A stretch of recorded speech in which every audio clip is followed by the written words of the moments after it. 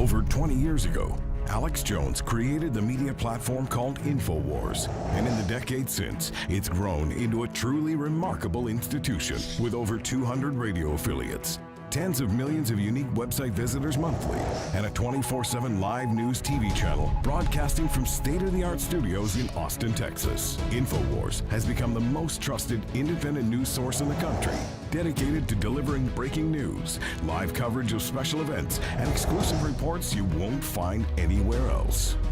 While the old guard media struggles to maintain supremacy in a landscape rocked by innovation and technology, InfoWars has been at the forefront of the information revolution.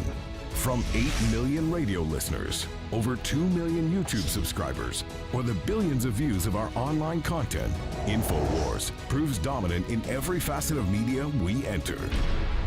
For the hardest-hitting reports, uncompromising analysis, for high-profile interviews and bombshell revelations, accept no substitutes. Demand truth. Demand InfoWars. InfoWars. Tomorrow's news today. Yesterday, Anderson Cooper kicked off his brand new Facebook live stream, which he's going to be doing 5 days a week, which Facebook is paying CNN to produce. Let's take a look and see how it went. Now, as I said, remarkable. It didn't take long for Democrats to chastise President Trump. Probably no surprise there. Some Republicans also condemned the president. Most notably, Senator John McCain said in a statement, I want to read part of it to you. You may be wondering what that noise is in the background, and it's actually an audio track that they played throughout the entire broadcast, trying to be like some cool, hip, millennial YouTube vlogger, which plays annoying background music during their entire YouTube video. Later in the show, he was joined by Jim Acosta, and as you can see by the live viewer count here, they didn't even have 5,000 people tuning into the stream. And look at this, they're formatting the show vertically for mobile devices because apparently their audience doesn't know that you can turn your phone sideways and expand it full screen when you're watching media. Later in the stream, Anderson decided to answer some audience questions to make the show interactive. And by that time, the viewership had dropped down to under 4,000 people. What story did you do that had a long-lasting effect on you personally? I mean, there's been so many places I've been that have really been life-changing and eye-opening and mind-bending, and you know, you see a lot of people, and the greatest satisfaction I get from the job is making $11 million a year. Or if you break it down per episode, with 5 episodes a week, that's over $45,000 per show. Oh, and speaking of money, Facebook is reportedly paying CNN $5 to $10 million a year to produce this new 5-day-a-week streaming show called Anderson Cooper Full Circle. Let's do the math on that, shall we? That's $5 million divided by 12 months, divided by 4 weeks, divided by 5 shows a week.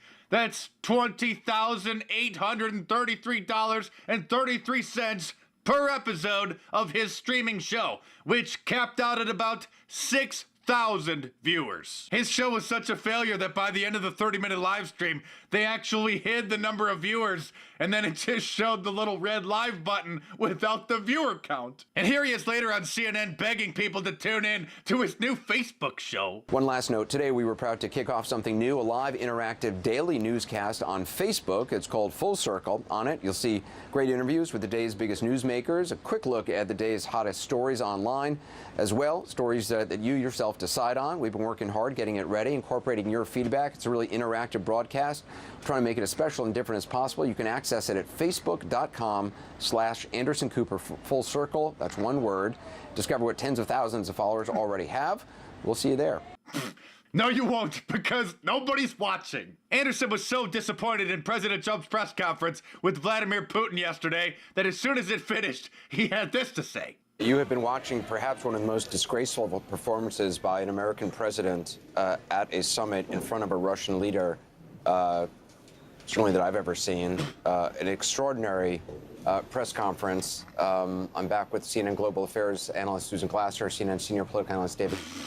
Gee, I wonder why you can't even get 5,000 people to watch your new Facebook show, Anderson. Of course, with the liberal media creating new Trump-Putin conspiracy theories almost every day, seeing the two of them standing next to each other was just more than they could bear. Even Arnold Schwarzenegger, who's trying to be a YouTuber now, posted a rant on his official YouTube channel, in portrait mode, of course, with 2 giant black bars on the side of it, which got a whopping 12,000 views. President Trump, I just saw your press conference with President Putin, and it was embarrassing.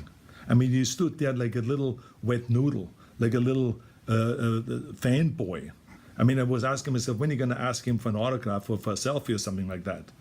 I mean, you literally sold out at this press conference our intelligence community, our justice system, and worst of all, our country. You're the president of the United States. You shouldn't do that. I mean, what's the matter with you?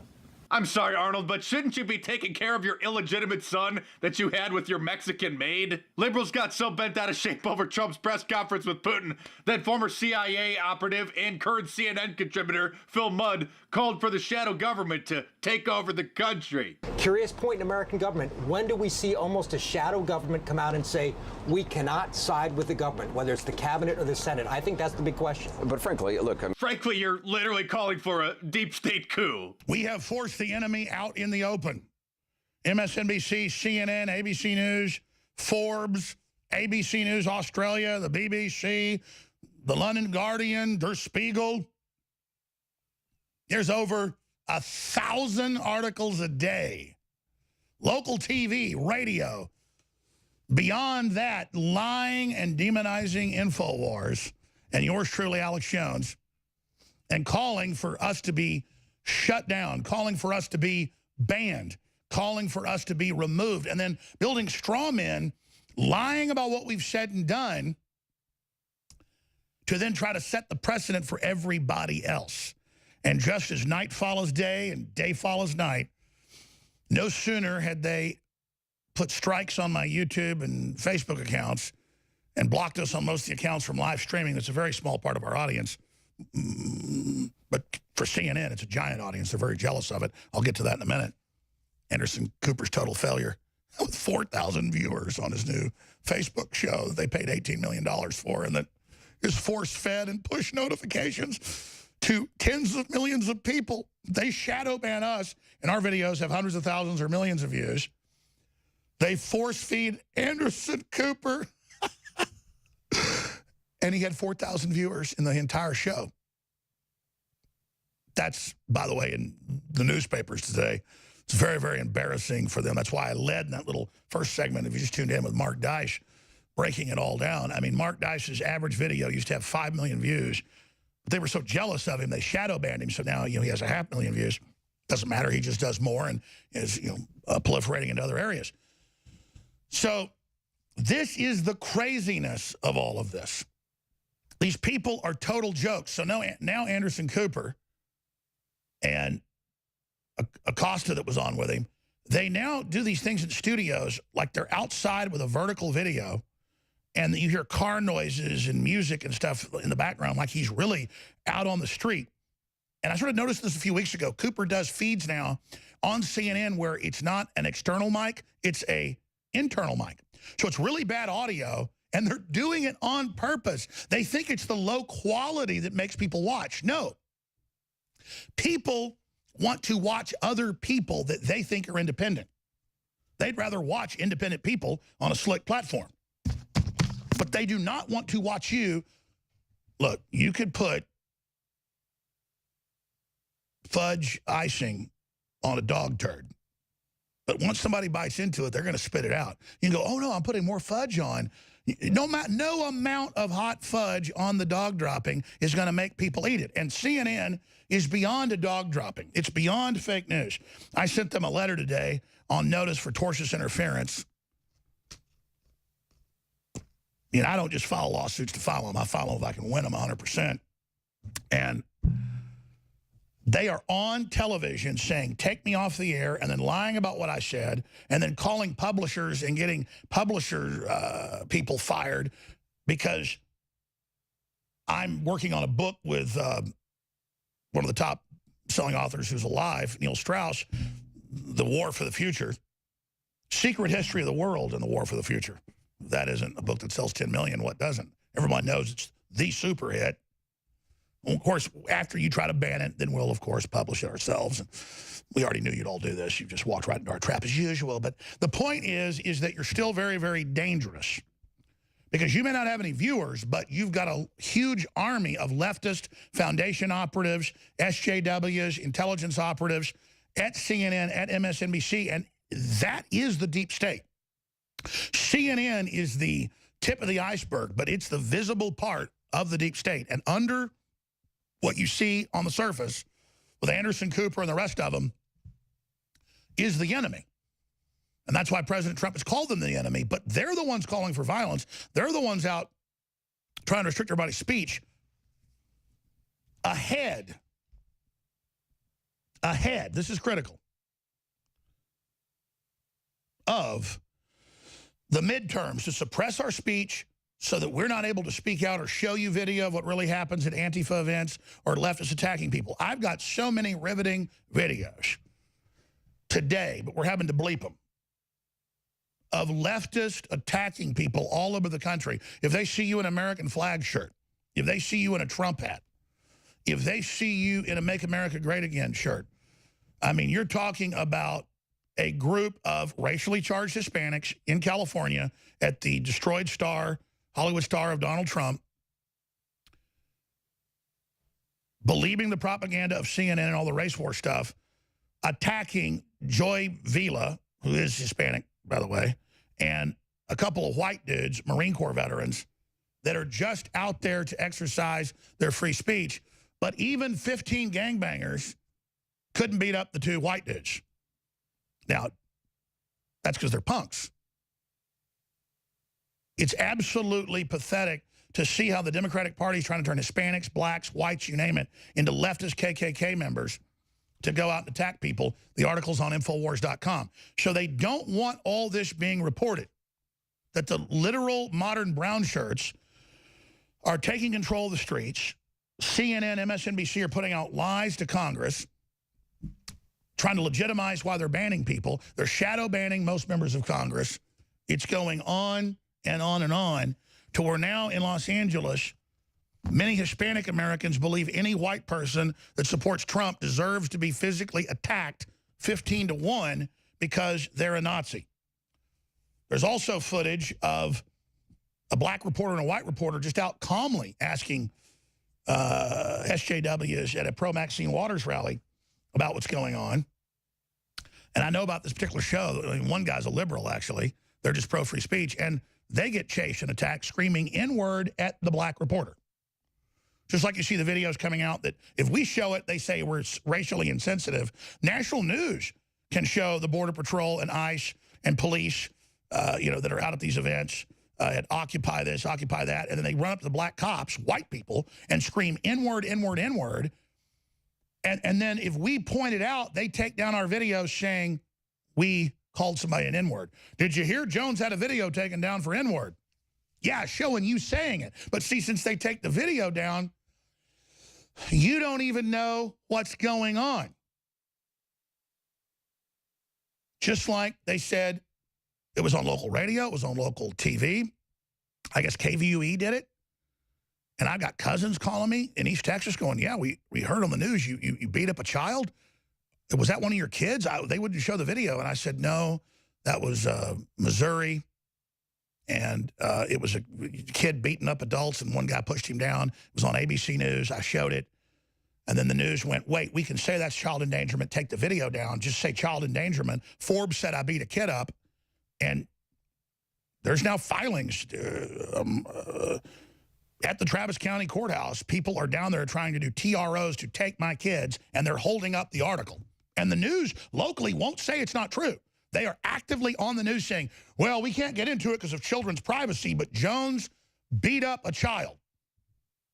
And my phone's ringing, and I got family going, are you okay? Did you really beat up a child? I'm like, no, it's psych warfare. They're about to, and here's the key to everything. They wouldn't be doing all this because this is so discrediting to them if they weren't planning a total takeover soon. They're launching, as I said, towards the end of summer, early fall, in their own admissions, a massive civil unrest situation to bring in a national emergency in CNN's own comments. So that's what's happening. And even Facebook put out a statement saying we reviewed CNN's complaint calling for InfoWars to be shut down, and he did not say they were crisis actors or that no one died.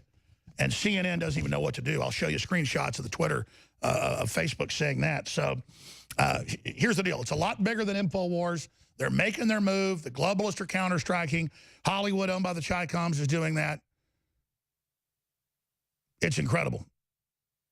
It is unbelievable.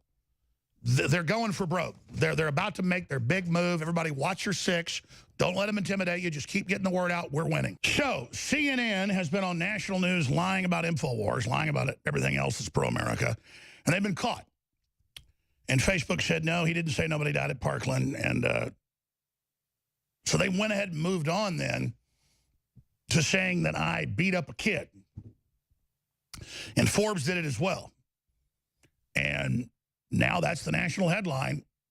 Without even looking for my name, I go to like Yahoo, CNN. It's like, Alex Jones blocked on YouTube for child endangerment. Child shoved to the ground. We won't show you the graphic video of what happened to the child. And everybody just goes, and that's next level defamation. Because Forbes said I beat a kid up. The others just leave it out there. So people call me. They go, what happened to the kid? Who was the kid? You know, we don't think you'd attack a child, Alex. And I go, no, I didn't. It's fake news. And they go, they're that bad now? Wow, this country really is in trouble. Now, Tucker Carlson is under big-time attack because he pointed out the obvious. They've had Jim Acosta and his producer and all this fake news at CNN constantly in the face of Trump during everybody else's questions, you name it, during the press conferences, just dominating them. So the producer for one of the CNN shows that used to be the producer for Tucker Carlson when he was there, she got blocked for the week. Now they already have thousands that want to get in, only a few hundred get in. And so it's normal, but CNN always just expects it's in there. So they didn't get their week pass coming up. So, oh, Brian Stelter's up there. Oh, it's so horrible for First Amendment. The president's trying to destroy it. Meanwhile, he comes back next segment and brags we're very close to banning Alex Jones and shutting down his speech. That's how they don't think there's any logic or memory going on here. So here is Tucker Carlson, who, by the way, the Democrats are in the news now calling for him to be deplatformed, and a bunch of other conservatives like Steven Crowder and Stefan Molyneux, because they know what's happening. They know they're losing. And so they misrepresent. And Newsweek, CNN, they go, Tucker Carlson defends Alex Jones, bullying the Parkland students and saying no one died. And Tucker Carlson defends child endangerment. All hoaxes, all lies. Just like they say every hour on the hour, Trump hates Hispanics and says they're all rapists and criminals. So then everybody shows up at the Trump star that's been pickaxed.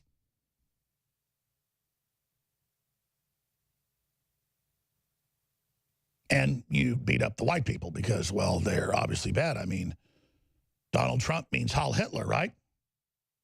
That's the brainwashing. And that footage is coming up. That's where they're trying to take this country totally divided by the media and the globalist and the Chinese government that oppresses their own people, openly manipulating it, trying to stop our government getting control of our country again. America has been captured by foreign interest, period.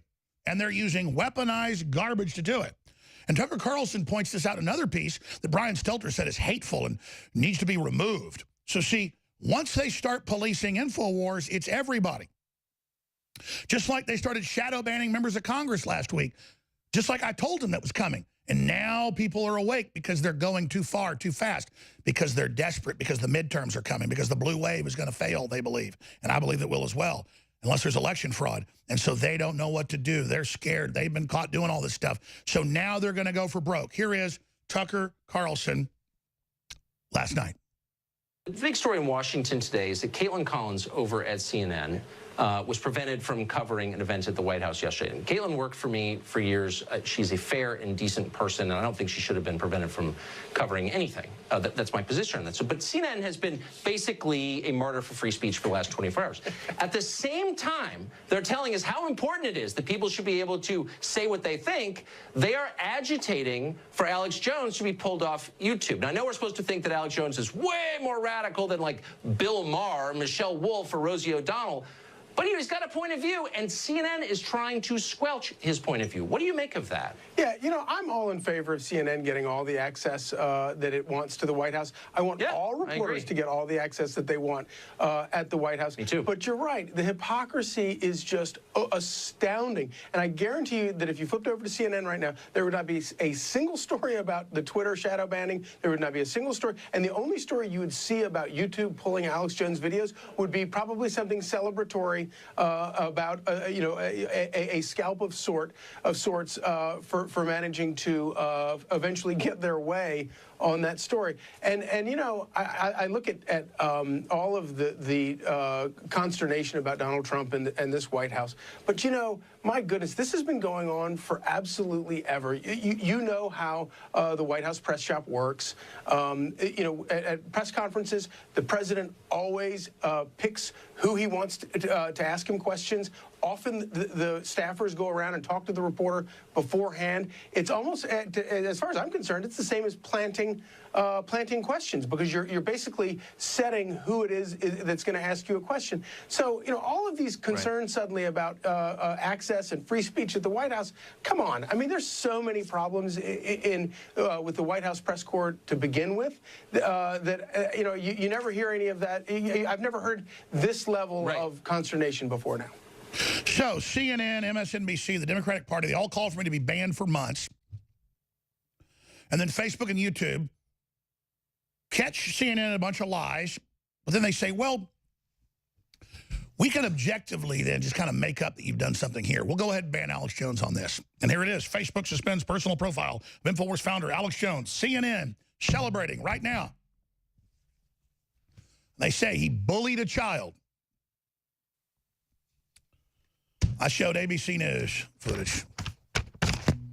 See, they won't show you the footage. Paul Watson has an article up on Infowars.com that shows the 4 banned videos.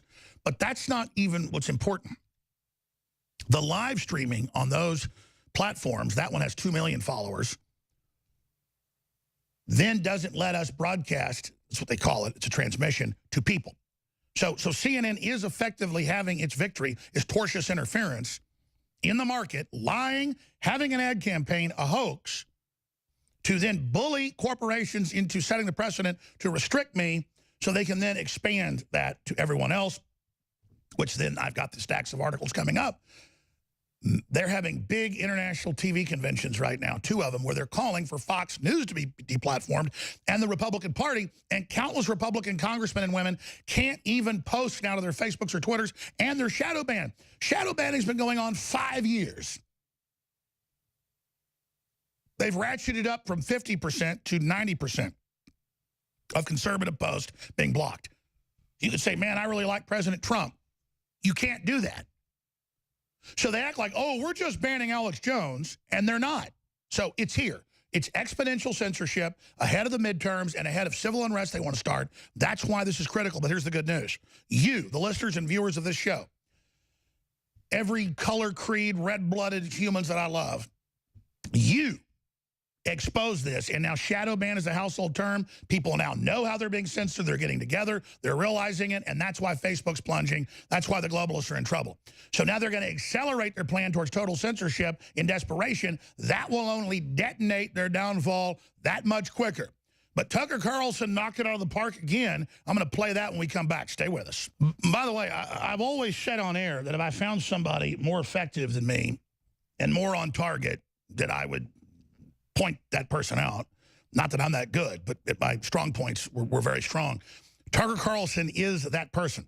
There's no doubt. So if the media picks up on my particular love fest, I love my children. I love the truth. And Carlson, the way he lays it out and the way he's hit his stride is I mean, it's about as close to perfection there is. Obviously, he has his moments, and nobody's perfect, but it's like he's hitting about a 99 here, and that's why Stelter and all these no-talent kook balls want him off the air, because he points out what they've said and what they've done. Not like Stelter saying Jones bullied a small child and beat him up. He's been taken off YouTube. Total lie.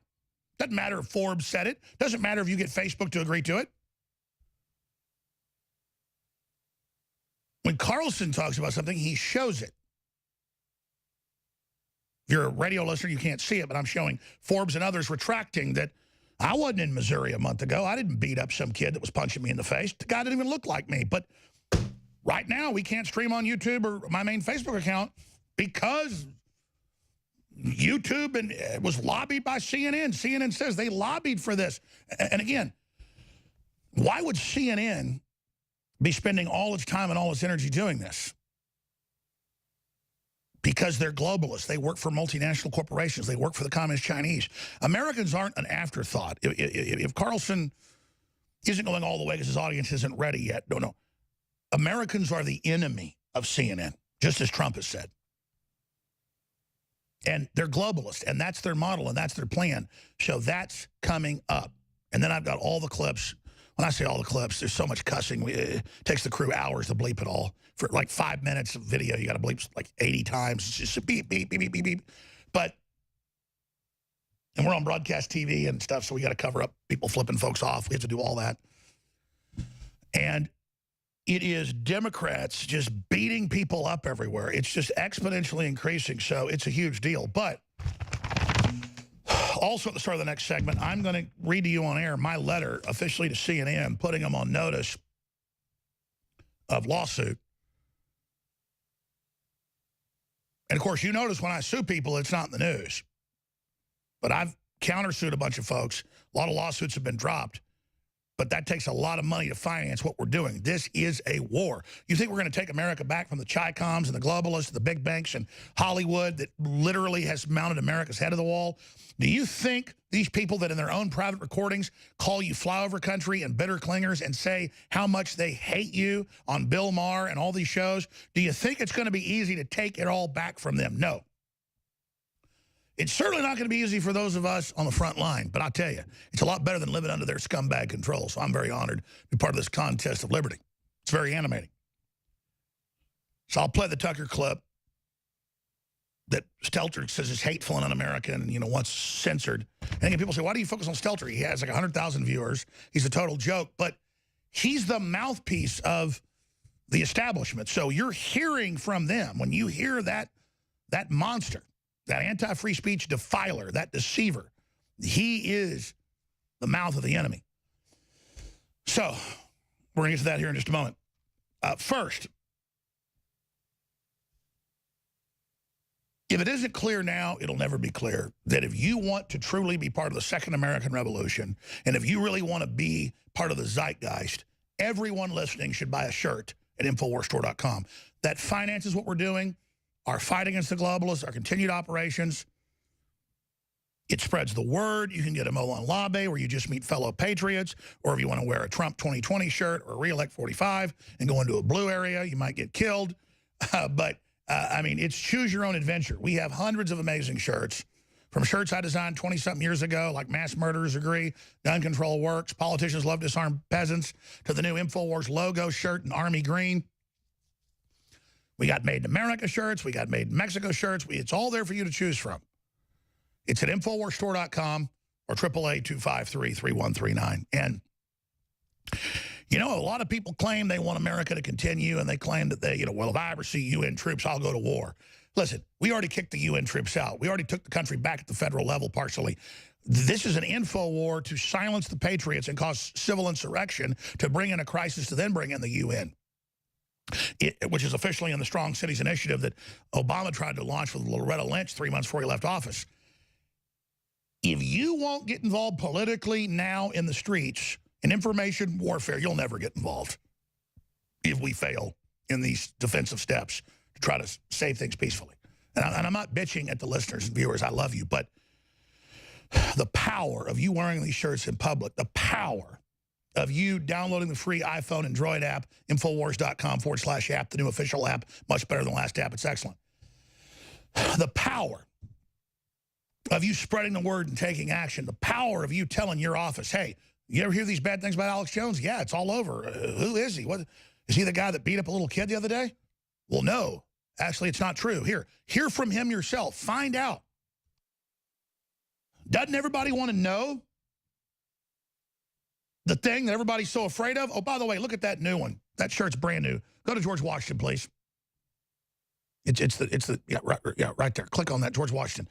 That is put together by one of the former leaders of SEAL Team 6, who runs a big T-shirt company. He's a big patriot. That was already their bestseller, and he let me put that out. So I'm not going to say his name. He doesn't want his name said on there, obviously. But and show him the back. That is an awesome shirt. That's the real George Washington, not the old George Washington. Nothing bad that he was old, but that's the young George Washington. You know, the 50-year-old French and India War, George Washington. And it says Infowars.com with the original 13. That is an out-of-the-park shirt that everybody should order. It's amazing. It's $19.95 with the fabric and the printing in Texas and everything. We're not making much money on that because it's an expensive shirt to make. They're all there, InfoWarsStore.com. If you don't get them, you're insane. If you don't, I mean, literally, I'm here frontline, battling, winning, fighting, getting attacked, and I'm not bitching. I want to thank you all for your support. But when you just commit and buy the products and then meet like-minded people, it's a whole new world you get involved in. It's a whole new adventure. Now, that said, we have come out with 2 months' supplies from our research and the top studies and testing, the cleanest fish oil. Because fish oil is magic, as everybody knows. So good for the heart, the brain, the body, the skin. But if you get it from big fish, it's got a lot of mercury in it. It's not good for you. Well, this has got the mercury extracted out of it. And because the krill oil is the easiest to do because it's so small, it doesn't bioaccumulate. Amazing. We've got the ultimate fish oil, targeted release fish oil, so it actually goes into your intestines, doesn't get burned up in your gut, in your stomach, and ultimate fish oil. Now, Honor Roll is also over here. This is for your kids. This is all the known fish oils that are good for the brain, targeting that. So it's amazing. Go look at what it does for yourself. But let me just show TV viewers. If you can go study fish oil and learn about the ones that really matter. But this, see, when they're yellow, they've been denatured. When they're peach, pink, orange. In fact, a lot of companies will actually dye or have colored gelatin caps to make it have that color. No, this is clear gelatin. This is, I mean, it took us, again, years to actually know that we were putting out the strongest, purest fish oil there is. And this is Honor Roll.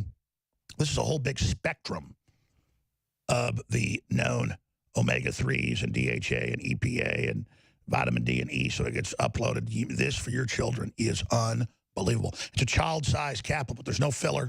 It's concentrated. And let me tell you something. When I want energy, when I want stamina, when I am down from working 18 hours, man, I can do this right here.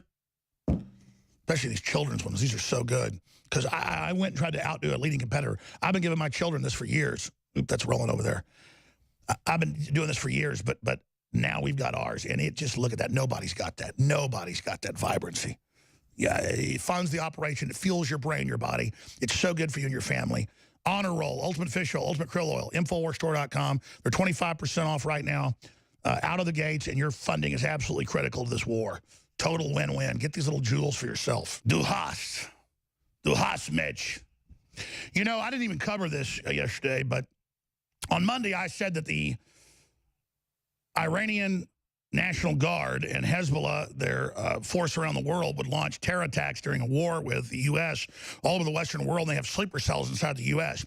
That's actually standard Iranian doctrine and a known fact, not in public circles, but classified, but from my own research. The head of their military said that they have sleeper cells inside the U.S. and will attack us during a war yesterday. Next week's news today. But how about next month's news today? Can we pull it up?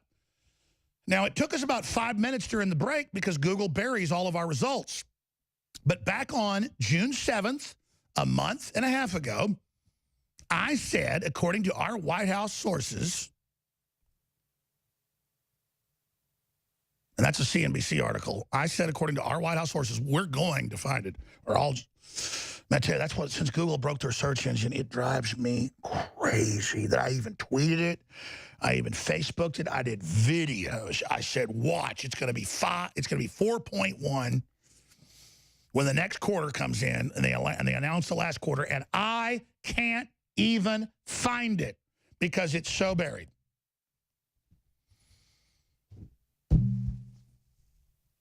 See, I have this OCD thing about clips, about how I can't find the things. I mean, it's like not being able to find your kid's birth certificate, you know what I mean? And like, you know it was in this drawer and it's not there. But everybody remembers I said it'd be 4.1, according to White House sources that were in the economic meeting. Hell, I had Roger Stone on about it twice. It'll never be found. I could have $1 trillion and offer it, and it would not be found. The video would not be found. The article would not be found. I'll be in a coffee shop or at the grocery store in a month, and some leftist will walk over and go, how do you like it beating up kids? Got banned on the internet for child endangerment, beating that kid up. Never beat a kid up. Total lie, total hoax. They don't care. Because it's a world of delusion. It's like Stelter. For a week, one of our producers isn't allowed in the White House because we keep interrupting all the questions. We're being censored. Oh, God. Next segment, we're going to ban Alex Jones, and we want Tucker Carlson off the air.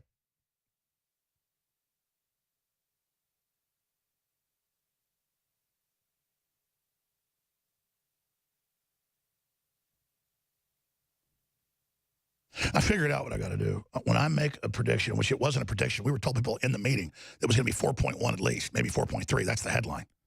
That I've got to actually take it, glue it to a wall. Because there's not that many, like one every couple of days, and they all come true.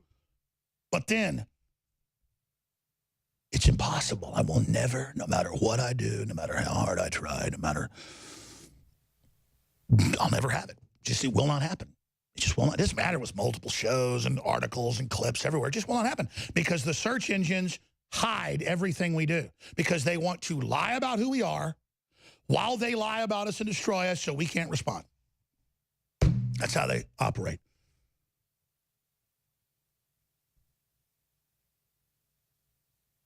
Oh, there it is. They found it.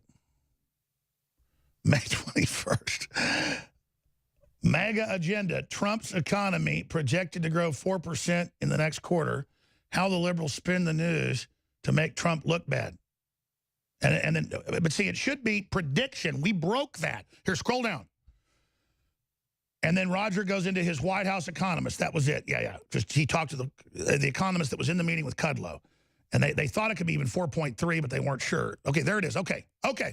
Wow, hell just froze over.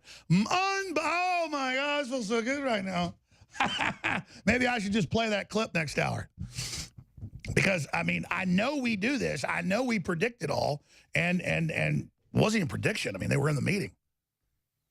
And they cautioned the president, don't say this yet, sir, because stuff could happen. But they thought 4.3, but they said some computer models show 4.1. It was all between 4.1 and 4.5.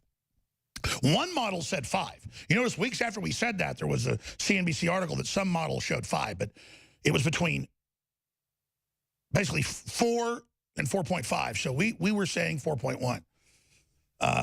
So, wow, that's 6% GDP growth right there. Point is, this is getting insane. But it's all because, by the way, I wasn't mad at the crew. They couldn't find it. Google buries this stuff, man. They're not going to let us sit there and always be right. They can't stand it. Their job is to lie. Brian Stelter's job is to destroy the truth. Now, let's go to what they don't want you to see. This triggered CNN. Now I've learned 3 different shows, not just Stelter, called it evil, dangerous, un-American, ban it, take it off. I've got the articles right here. They're having a big international conference. They're calling for Fox News to be banned off Facebook.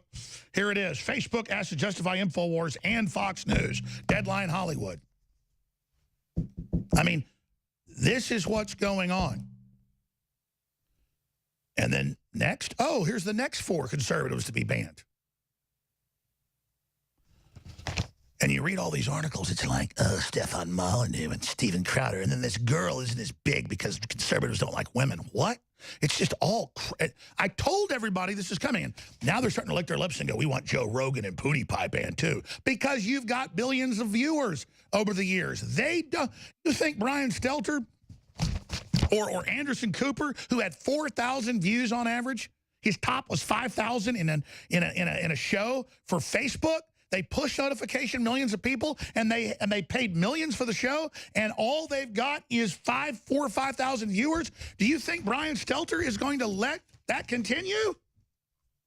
No. No one wants to watch some billionaire, rich, kid of the Astors read off a teleprompter. Good Lord.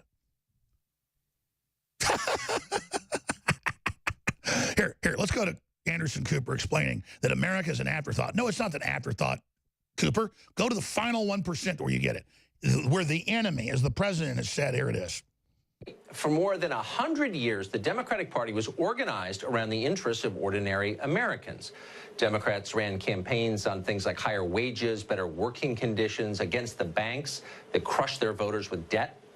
A lot of Democratic ideas didn't always work. Some were silly, but their focus was always clear. American citizens were the party's priority, and that is no longer the case.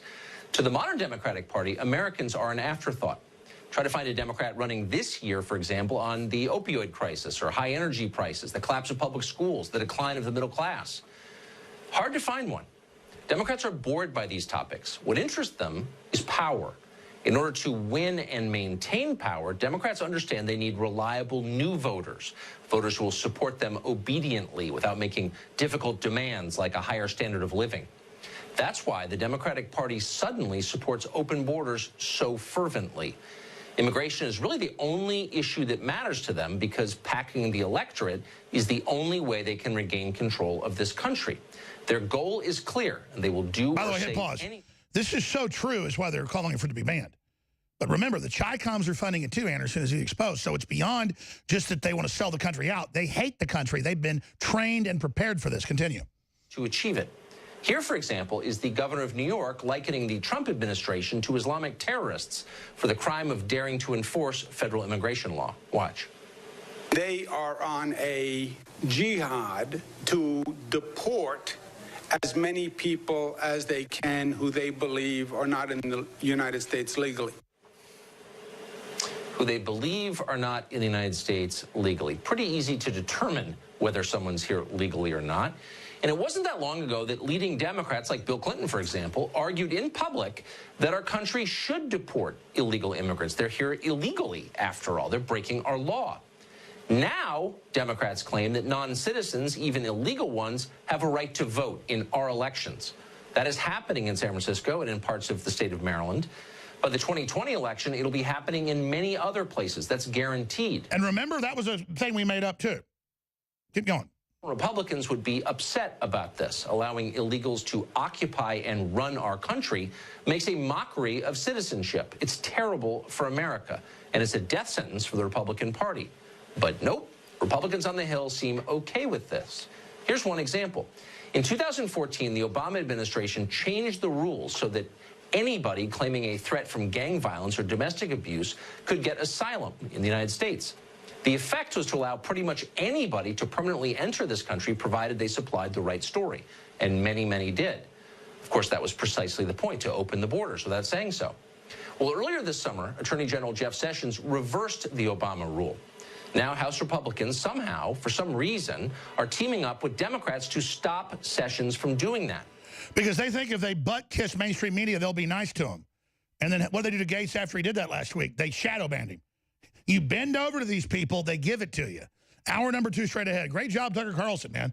That's why they want him shut down. He's talking about the elephant in the room. That's why they want us all shut down. If they can shut me down, they can shut you down. All right. If you go to the UK or you go to Australia, you go to New Zealand, you go to other areas, it's not just people being banned off the internet that are Christians or conservatives or patriots or nationalists.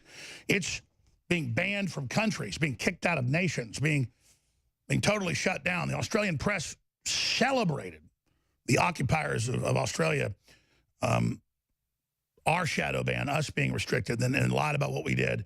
So we got a pastor who's been persecuted joining us from Australia, and what unfolded coming up in the next segment. So this is a serious situation. We're going to be looking at it. But take the crew. They're not the ones that were bad earlier. I want to be clear about not being able to find our prediction from May I put it back on screen before anybody else did, with economists in the White House meeting with Kudlow, looking at computer projections for the quarter when it ended, being between 4 and 4.5%, maybe even higher. We exclusively broke. White House economist predicts 4+% growth rate. Scroll back up to the top. On May 21st, it wasn't until the middle of June you started hearing that from CNBC. Now, again, that's just another bombshell we broke first with exclusive intel. And what has Google done? They've already delisted us. They've already banned us from Google Ads. They've already done all this. YouTube's already blocking us. They're subsidiary. But now you try to search Infowars.com. You try to search, I mean, we ourselves, Google is a broken search engine. It does not work. I came back there during the break and I said, stop using Google. You are not going to find anything we do. I go, Microsoft is bad, but it's like the old Google. It halfway works. It's at least somewhat fair. Use Bing. And they said, no, that's how we just found it on Bing. And Start Page is great. It's a virtual browser, but it kind of uses Google and others, so you're still going through them. And I'm going to do a study of search engines, because Google, until about 3 years ago, was the best big search engine. But now it's just, I mean, you try to get anything, Christian, gun, nationalistic, it's all force-fed. The results are all paid. And Twitter's censoring. They're all doing it. They're shadow banning everybody. Remember, we've been talking about shadow banning for 5 years. I was on the phone with Congressman 2 weeks ago saying, you're going to be shadow banned. You're already being blocked. Look at our report. They're like, what? And finally they looked, and now it's a big story. And I'm like, I'm not that important. If they're shadow banning Trump on Twitter for 3 years, where almost none of his push notifications go out, you've got to go to his Twitter to see it. Or the media is dumb enough to pick it up, then you see it. The president should understand that.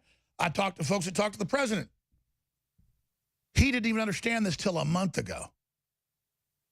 Now he understands it. Now he's pointed out it's illegal. So don't ever think your voice is small, because all of us that understand this, our voices are huge together.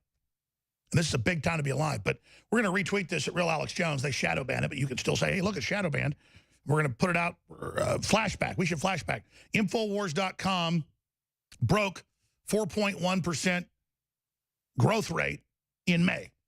And just have a screenshot of our article and a link right to it. We need to have a flashback right now. Because, again, they keep saying we're fake news, and then they lie about what we said. They create fake news and say that we said the fake news, and then blame us. And Facebook came out and said, no, Jones did not beat up a child. You know, Jones did not say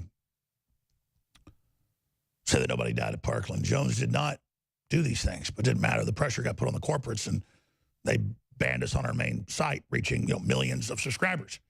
And sure, you say, oh, well, you're on a sub-site still streaming. Listen, we're on 200-plus radio stations, hundreds and hundreds of TV stations, 80-plus cable stations. That's great. The point is that if they can shut us down, they can shut everybody down. And now they're calling for everybody else to be shut down. So I keep harping on this because globally they're making their move against the West, against Christianity. The Chi-Coms are funding it from Australia to the U.S. They're the ones doing it. And if we wake up to that as a culture, it will unify us around free speech, and we will win. If we don't wake up, they're going to win the midterms. Alex Jones created the media platform called InfoWars, and in the decades since, it's grown into a truly remarkable institution with over 200 radio affiliates, tens of millions of unique website visitors monthly, and a 24/7 live news TV channel broadcasting from state-of-the-art studios in Austin, Texas. InfoWars has become the most trusted independent news source in the country, dedicated to delivering breaking news, live coverage of special events, and exclusive reports you won't find anywhere else. While the old guard media struggles to maintain supremacy in a landscape rocked by innovation and technology, InfoWars has been at the forefront of the information revolution. From 8 million radio listeners, over 2 million YouTube subscribers, or the billions of views of our online content, InfoWars proves dominant in every facet of media we enter. For the hardest-hitting reports, uncompromising analysis, for high-profile interviews and bombshell revelations, accept no substitutes. Demand truth. Demand InfoWars. InfoWars. Tomorrow's news today. All right, coming up, for the last 45 minutes of this hour, 3/4 of the broadcast of this hour, we're going to be talking to a pastor who's being demonized, who's being lied about, who's being ostracized, who's being deported to foreign countries for preaching the gospel in Australia and New Zealand. That's coming up. Pastor Logan Robertson. Whether you agree with what he says or disagree, actually go hear what he has to say, not what the media says, because let me explain something. I know I keep saying it, but I'm going to break this down. The level of disinfo and lies that we see out of corporate dinosaur media all over the world now is 5 times more insane than during the campaign. Because they were worried to push too hard and wake people up before with their lies. So they rigged debates and they lied and they did it. And they said Hillary didn't fall down and all that. They said anybody that votes for conservatives is a racist or whatever. But it didn't work. So they went, well, we have no choice but to go all the way in. Now, why is CNN, the New York Times, the Washington Post, the BBC, I mean, literally thousands of publications a day saying ban InfoWars? It's not about us, because once they set the precedent for us, it's everybody. And sure enough, they're saying ban Fox News off Twitter and Facebook. Sure enough, they're saying ban Tucker Carlson, because they know he's the most on target. Ban Sean Hannity. They're making their move because they're desperate. And they're trying to cause civil unrest. They're trying to cause riots. I've got all these videos on Infowars.com we'll get to next hour where, I mean, they are just beating up Christians, conservatives. The left is out in force. It is crazy. Pelosi and Maxine Waters are calling for all this violence. And then they misrepresent with hoaxes, just like they launched the first Iraq war, claiming that babies were thrown in incubators and their brains stomped out. They're saying that I beat up a kid in Missouri in CNN Forbes. They had to retract it, but it didn't matter by then. And that's why my YouTube channel was blocked. No, it wasn't. I showed ABC News showing this kid punching a guy in the face so that guy pushes him down. But again, you have to understand, why would they tell such blatant lies when they're so verifiably false? Because they're planning something big. They're making their move, not just here, but worldwide. With civil unrest, with election fraud, with all these cities legalizing illegal aliens voting, which they always denied they were doing. They're making their move. You can feel it in your gut, your spirit. You can see it.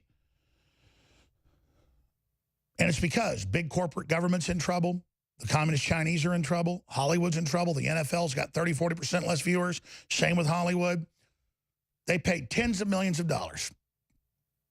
$18 million for Anderson Cooper to launch this big, vaunted, hyped, everywhere show daily on Facebook. And they put push notifications out. I never got a push notification for my own live feeds on my phone. I got one Monday and Tuesday night.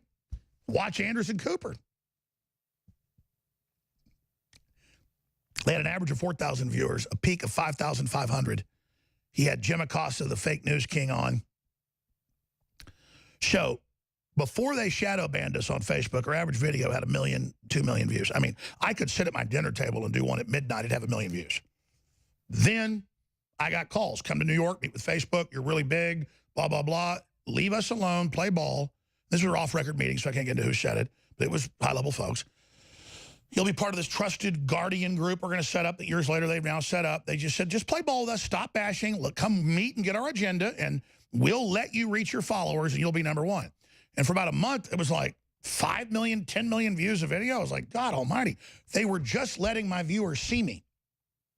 Didn't play ball. They restricted it down to, you know, a couple 100,000 can tune in, and they crushed that down. But what they found is, they did big studies on it last week. The news put it out. Everybody copied it and put it elsewhere, so they realized what I already knew. It was a feeder. It was a feeder. And I don't want to put out a lie to 10 million people. I want to put the truth out to 1,000, because then it will grow. The truth grows. A lie can go halfway around the world before the truth puts its pants on, but the lie doesn't have roots. It just blows over in the wind, to use a biblical analogy. Or the seeds fall on the rocks. The birds eat it. I want stuff. I'd rather have one big oak tree that's there for 1,000 years than a bunch of stuff that just blows away and, you know, 1,000 little plants come up. The first sun comes out in the summer and it's all dead. That's not a place to put a swing set up for my kids. And that's not a future, is it? See, so I want real people. I don't want fluff. I don't want hype. I don't want deception. I want the diamonds. I don't want the chaff. And that's why they're so angry, is that can you imagine their full push and push notifications to millions of people saying Anderson Cooper is on with all the hype on every channel, Anderson Cooper, like God was returning to Earth, and they shoot it like it's low tech, and they have like honking cars in the background, like, oh, it's low tech. 4,000 viewers per 20 minutes. Ladies and gentlemen, a teenager picking their nose has more viewers. They're dead. You can't make people watch it. You can't make them listen. And so they look at us, despite everything they've done, gaining hundreds of TV stations, all this, they don't know what to do. So they want it all, and they want it now, so they're going to engage in fraud and bullying. Used to, CNN would run months of propaganda to invade some third world country. Now they run months of propaganda, 4 months of every day, shut down Alex Jones to get a couple strikes and freeze us live streaming. They're pathetic. It's not that I'm that strong. It's that they're that weak. They're pathetic, but we still, even Republican congressmen, oh, CNN, say something nice about me, I'll be nice. It's like you're a trained seal. It'd be like a mouse training a lion to grovel before it, but it's like more like a bacteria training a lion to bow before it. It's a hoax. It's all a joke. They're done. Unless they can cause a civil war, unless they can call this garbage. We'll go out to break with a clip of Mark Dice, the full clip's at markdice.com, where he goes over the numbers of 4,000 viewers on average during his 20-minute show that cost $18 million, shot on an iPhone as a sick joke, showing the disconnect of these people. Then we'll come back with the next level of persecution, actually like China's doing, not letting you fly, not letting you live in a country, going after you with this global social score. Here's a clip. Yesterday, Anderson Cooper kicked off his brand new Facebook live stream, which he's going to be doing 5 days a week, which Facebook is paying CNN to produce. Let's take a look and see how it went. Now, as I said, remarkable. It didn't take long for Democrats to chastise President Trump. Probably no surprise there. Some Republicans also condemned the president. Most notably, Senator John McCain said in a statement, I want to read part of it to you. You may be wondering what that noise is in the background, and it's actually an audio track that they played throughout the entire broadcast, trying to be like some cool, hip, millennial YouTube vlogger, which plays annoying background music during their entire YouTube video. Later in the show, he was joined by Jim Acosta, and as you can see by the live viewer count here, they didn't even have 5,000 people tuning into the stream. And look at this, they're formatting the show vertically for mobile devices because apparently their audience doesn't know that you can turn your phone sideways and expand it full screen when you're watching media. Later in the stream, Anderson decided to answer some audience questions to make the show interactive. And by that time, the viewership had dropped down to under 4,000 people. What story did you do that had a long-lasting effect? By the way, you can't quit looking at Mark Dice. Have you noticed, because he's alive and being real, you can't even look at Cooper when he's on. You're all looking at Dice. Of course they want to shut us down. They can't compete. It's George Strait bringing us in. I'm Alex Jones, your host, from deep in the heart of Texas, the ATX. You know, think about the memory of the First Amendment if they're really able to shut it down, because a digital system lets you spread info, but it also lets you track people, control their movements, and shut them down economically. Mark of the beast level stuff. And whether you believe in God or not, in Revelation, it's coming true. They're announcing world government, world taxation, world ID numbers, world social scores. It's all being adopted by Apple, Twitter, Facebook, Google. We're here. And we've got a chance, though, to get Congress to get involved, get the president involved. We're doing that. I'm going to go to our guest, but here's my letter to CNN's so-called reporter, Mr. Darcy, who sent us a comment last night to see if we wanted to get a comment on the story. And he says, does InfoWars or Alex Jones have a comment on Facebook removing 4 videos from its pages? So he can pretend like he's a journalist and not an anti-free speech hack. And I said, Mr. Darcy, you're asking me for comment about Facebook removing videos that you and your organization lobbied to be removed. My comment is this. CNN and its parent company, Time Warner, are part of an organization, and I continue, CNN and its parent company, Time Warner, are put on notice to cease and desist in your tortious interference activities of publicly calling for my free speech to be banned, my company to be bankrupted, and for us to be deplatformed across the internet. Your activity is extremely criminal and un-American. It's, I would add, defamatory, building a straw man so you can then have a public lynching. Your campaign against competing news organizations and the First Amendment is outrageously anti-American and will not succeed long term. America is aware and awake to you and CNN. CNN is beyond fake news. CNN is a criminal combine working to destroy the First Amendment. And you can send him any emails you want that go into a black hole.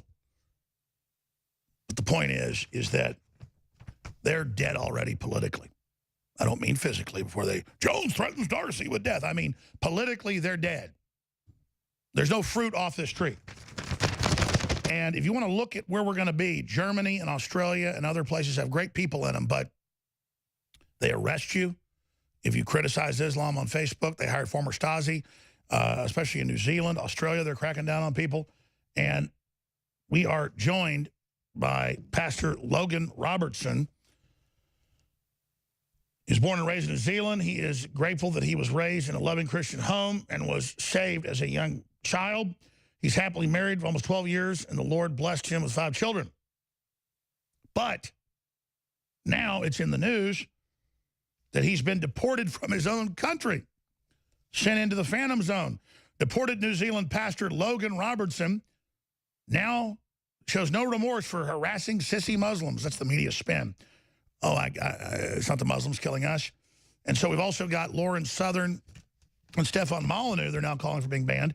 They're not allowed to operate in Australia either. So this is happening. But wow, a man with no country, a stranger in a strange land. Pastor Logan, this is a short segment, long segment coming up. Boil down for people what actually happened to you, what's going on, the next level of tyranny before we get into the specifics of you know, all little fine details, just the basics of what happened. All right, thanks for having me on. So earlier this month, on the 4th of July, we went to a mosque. We were making a documentary exposing Islam, and we were asking the imam if we could do an interview with him. Once he said to bring him back, we were leaving, there were some young teenagers yelled out a few words to us when we were leaving. And so I just turned around and asked them, you know, how old was Aisha, which was one of Muhammad's many wives. And he couldn't answer me, so I called him a sissy, and then we left. The next day, we had an interview set up at another mosque. We went there, and the media just turned up, surrounded us. We didn't have our own interview, obviously. And the media just turn up. After that, the next day, the police arrest me. They arrest 3 other men from our church. Then, you know, I get out on bail. Then the Border Patrol turn up. This is in Australia. The Border Patrol turn up, take me from my house, and then put me in a detention center for 12 days before they send me back to New Zealand where I was born. But as a New Zealand citizen, you're allowed to live in Australia for as long as you like, and you can work in Australia. But if you talk bad about Islam, you know, you get sent back. I'm not in New Zealand at the moment. I'm on a mission trip in the Philippines. That's the quick rundown. It's just crazy because the headlines deported New Zealand pastor, but that means deported from Australia to New Zealand. Why do you think all of the Western world, they cover up this latest Islamic attack in Toronto? They cover it all up. They're just obsessed, the police, the government, with covering up for Islam globally. Well, I'm not 100% sure why they do it, but I think they just want it to take over in the Western countries. I'm not 100% sure why, but the Bible says in Ephesians 6 that we wrestle not against flesh and blood, but against the higher powers of this world. And it's obviously the higher powers that are, you know, trying to promote Islam, and they don't want Christians, you know, in the Western countries anymore. Describe what it's like, though, to watch this invasion and just other observations. Yeah, well, in New Zealand is not as bad, but Australia, you know, they let Muslims in, you know, just freely. Like, I believe there's 600,000 Muslims in Australia now, and there's about 24 million people. But it's increasing, you know, day by day. They're bringing in all the Muslim refugees, and you know, parts of Sydney is pretty much Sharia law there. I watched a lady that was in there a few days ago, and the police told her that she wasn't even allowed to, you know, talk to anybody in the streets there, just because, you know, it might cause, you know, a public disturbance just for talking to Muslims. So I'm not sure what it's like. I also read about just all the crimes being committed, not just in Australia, but in Europe, you name it, and then they just cover it up. And a large portion of the Muslims never get jobs. That's right. In Australia, a lot of them are unemployed, and there are, I know in Melbourne, there is big, you know, gangs of Muslims there from Africa, which cause a lot of problems. And they, you know, they go to prison maybe for a little while, or they get released on bail, but they don't get sent back, you know, to their country. They're allowed to stay in Australia. We're about to go to break. We're going to play some of these clips when we come back. Pretty powerful stuff. But let me ask you this. Am I wrong to say, from what I read and what I hear, that Australia and New Zealand's starting to wake up, though? Yeah, I believe there's a lot of people that are waking up to this, and you know, hearing the truth about that, you know, it is a wicked, false religion that, you know, at the moment they might be a little peaceful in our countries, but when they get their numbers up, you can see, like in England, you know, they will start rioting, they will start causing a lot of problems. And they're used by the leftists. They're brought in to do that. By the way, Mike Adams helped write the report. He quarterbacked it. Went to the president and others about shadow banning, as we told you 2 weeks ago. Now that's the big top story. The president's aware, as we told you. They want to shut down for a reason. They know the Pentagon, the military, the president, the patriots that are in those groups are listening. They understand what's happening. And a lot of them aren't even what I'd call super right-wing Christians. They're just not anti-America. They get the anti-American bent that's going on. They're upset. We're talking to Pastor Logan Robertson, who has been so demonized, so misrepresented with what he's done. PillarBaptist.org. There is an Islamic invasion, not just of Australia and New Zealand, but all over the Philippines, you know, right into Indonesia, all of it. It is just massive.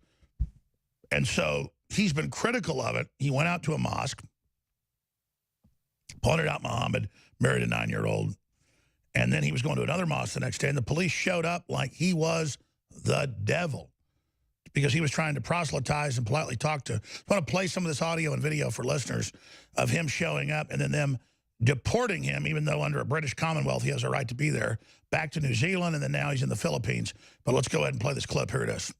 Muhammad married a 6-year-old. He's a pedophile. What are you trying to achieve, mate? We're making a documentary about your false religion. That's what we're trying to do. What's false about it? What do you mean by that? Because they believe in work salvation. They follow a prophet that was a pedophile, that married a 6-year-old and consummated that marriage when she was 9. What? 9 years old. That's raping a child. It's disgusting. How many wives did she have? Why do you need to get so angry and raise your voice like that? He's having a civil conversation with you. Hit pause. Look at these leftist reporter hacks, whether it's in Germany or the U.S. or Australia. They're all the same, just hateful. They hate Christians. They hate bitter clingers, but they love to defend the most radical forms of Islam that kills more Muslims than anybody else. Because I don't hate all Muslims. I don't, whatever. The point is the globalists just are absolutely bullying everybody to cover this up. Continue. Responding in such an aggressive manner? Because I hate the religion of Islam. I don't hate Muslims. I hate the religion. Oh, hit pause. They let Muslims go on and say that Christianity is a false religion, blah, blah, blah, kill the infidels. I'm not saying violence. But then you have stuff like this, oh, they'll try to restrict it. So again, why is the touchstone radical Islam? Why can't people talk about it? We'll discuss it. But whether you agree with this pastor or not, should he then be deported? You're not supposed to deport anybody, remember, under the globalist system, for this out of a British Commonwealth to another, which violates his rights. But let's just go ahead and finish up with this clip. Abuse a 15-year-old Muslim. We didn't abuse him. How did we? How? Call him a sissy. Oh, is that abusive? Of course it is. You come to his place of worship uninvited. Nobody invited you to come here. Yeah. You didn't make an appointment to go to Karabi Mosque. You turn up with 4 bucks. And you confront a 15-year-old kid and a 65-year-old man. You put him on the call spot that a started strategy? filming you. We didn't film him. That's what you were doing. We've seen the videos. We've got the videos. Did you call him a terrorist? I did not call him a terrorist. Show me the video. Show me the video of me calling him. I did not call him a terrorist. You did, man. I did not. So you're lying now. You went into the mosque. Show us the video of me calling him a terrorist. You went into the mosque. Show me the. What was your purpose of going to the mosque? Just answer the question. We were setting up interviews for our new documentary. What documentary? You need a permission to go to a private property like you need a permission to come here. You don't have permission to go to Karabi Mosque. Can you win there without permission? They don't have permission like it's a police state. So it goes on from there. The Islamists know they've got the government backing, the media backing, and then after the cameras are cut off, get into what happened next. After that, we left and we got pulled over just around the corner. They searched our car. I'm not even like in New Zealand they wouldn't be allowed to do that, but in Australia they searched our car. They took all our camera equipment. And they let us go at that point after they, talked to us and took all our gear. And then when did you get grabbed and arrested and taken out of the country? That was the next day. The next morning, I was arrested, taken into the police station for a few hours, and then they let me out, and they charged me for four different accounts. 2 for public nuisance, 1 for trespassing on private property, and 1 for entering in with the intent to steal things from their mosque. And then I had to walk home from the police station for 3 hours because they wouldn't give me a ride home. Well, that's how it works, though. I've noticed under the kind of Commonwealth stuff, it's exponential. Like they do one thing, they do another, because they've learned people don't resist if you just keep doing it in waves to them. Right, yeah. And then that evening, I got home at roughly 6 p.m. I sat down for a meal with my family, put the kids to bed, and then about 8 o'clock, Border Patrol stormed my house, just handcuff me, take me to their holding cell. And that's right. They won't take all the Islamicists and everybody pouring in from North Africa, you name it, just boom. They don't even get jobs and just run. You, though, Commonwealth citizen, you are going to be... So the Border Patrol is for you, not them. Yeah, I believe so. I mean, in the detention prison that I was in, there was maybe 100 people there. There was only maybe 1 Muslim out of all of them. Most of them were just New Zealanders getting sent back to New Zealand. And then also other Commonwealth countries, England, Ireland. So cool. Well, that's always the story. Europe's not even for Europeans now. I mean, that's what we're told. No. It's bad. And they just announced yesterday the UN wants 600 million people to enter the U.S. the next 10 years. And they're going to organize them into the weapon system, a 2-to-1 vote to totally enslave everybody. And it's not even the folks being brought in are bad. It's that they're being brought in by the globalists, so they're controlled by them. It's quite a system. Yeah. No, yeah, obviously I love Muslims. And, in fact, yesterday I gave the gospel to a Muslim here in the Philippines, and she trusted Jesus as the Savior, believed that he was the Son of God. So I love Muslims. It's just, there are a few bad ones out there, just like well, sure. I mean, the globalists are definitely betting on it. But so you're really committing the big sin, though. You're actually converting Muslims to Christianity? Yeah. Yeah, in fact, we've had quite a lot converted in the Philippines, yeah. So the good news is they're not stopping your message. And let me guess, do you feel even stronger under this oppression? Oh, yeah. I'm obviously sad that it's happened because I love living there, but on the scheme of things, I'm rejoicing. The Bible says to, leap with joy when we're persecuted. So I'm happy about it. I'm sure God's is going to turn it into good. Well, the Philippines is really under Islamic attack. For folks that don't know, there's killings by Islamists every day in the Philippines. They're really trying to take that area over. Yeah, that's on the island of Mindanao, on the South Island. That's actually where I am right now, where there's a large Muslim population, and it's martial law here at the moment. There's checkpoints everywhere, but these Muslims have been here for a long time, but they're fighting. No, out of North Africa, the Middle East, going back 1,400 years, they had a slave trade on ships all the way out to Indonesia and back. So, yeah, that's why that's all there. Mm-hmm. We learned the transatlantic slave trade from the Islamicists. Yeah. And look, that's fine. I just always hear about whites invented slavery. No, the modern transatlantic slave trade of 600 years ago was literally learned from Arab slave traders. And then Europe finally picked it up. Because slavery wouldn't be accepted in Europe, they would export the slaves to the New World. So I always hear about all the black Muslims join Islam because they think it's anti-slavery. But in all these African countries where the Muslims run things, they have reinstituted slavery. And they say that blacks are subhuman. I disagree with that.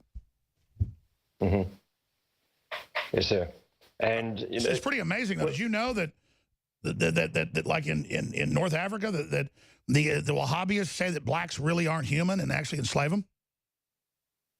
Yeah, I mean, obviously, black people, we love black people as well. There's no, in the Bible... No, I know you don't. I'm just saying, under the radical forms of Islam, the Wahhabis, blacks can be put into slavery. See, the devil's behind us. We are trailblazing into the future. That's why all the tyrants follow. They don't lead. All right. We have Mike Adams coming in here. And, I'm not good at hyping things. I'm really not. I tend to just say things up front, the most powerful stuff with no pomp and circumstance. But Mike Adams wrote the report. Paul Watson helped put it out. We had people get it to the president. Then they shadow banned a bunch of conservative congressmen and women right after we told them it was happening. They completely shadow banned them, 97%. And now Congressman Gates says, I feel violated. I feel raped. Good, buddy. I'm glad you now understand where we're at. The CNN headline will be, Jones calls for congressmen to be raped. I'm saying no. I'm glad you now are awake. So we've reached an epic point here. And we do have the ear of patriots in the government and corporations. And a lot of them are intimidated. A lot of them, were specialists. And they do what they do and they work and they're conformist. Even though they're not bad people, they're looking for unconformists like Pastor Robertson and like you and like me to do this. So I'm going to explain this again. Just like everything I keep telling you comes true. It's not that I'm that smart. It's formulaic. In fact, this is so obvious that after they tried to ban us, they tried to ban Tucker Carlson, Fox News, Steven Crowder, Stefan Molyneux. Why? Because their listenership's going straight up. And so when Tucker Carlson comes out and says, they're trying to ban Alex Jones, they'll ban everybody, they ban Alex Jones, and they all attack him, he knew what they'd do when he did that. So I respect people that aren't cowards. And Carlson isn't even doing that for me. He's doing that for his kids.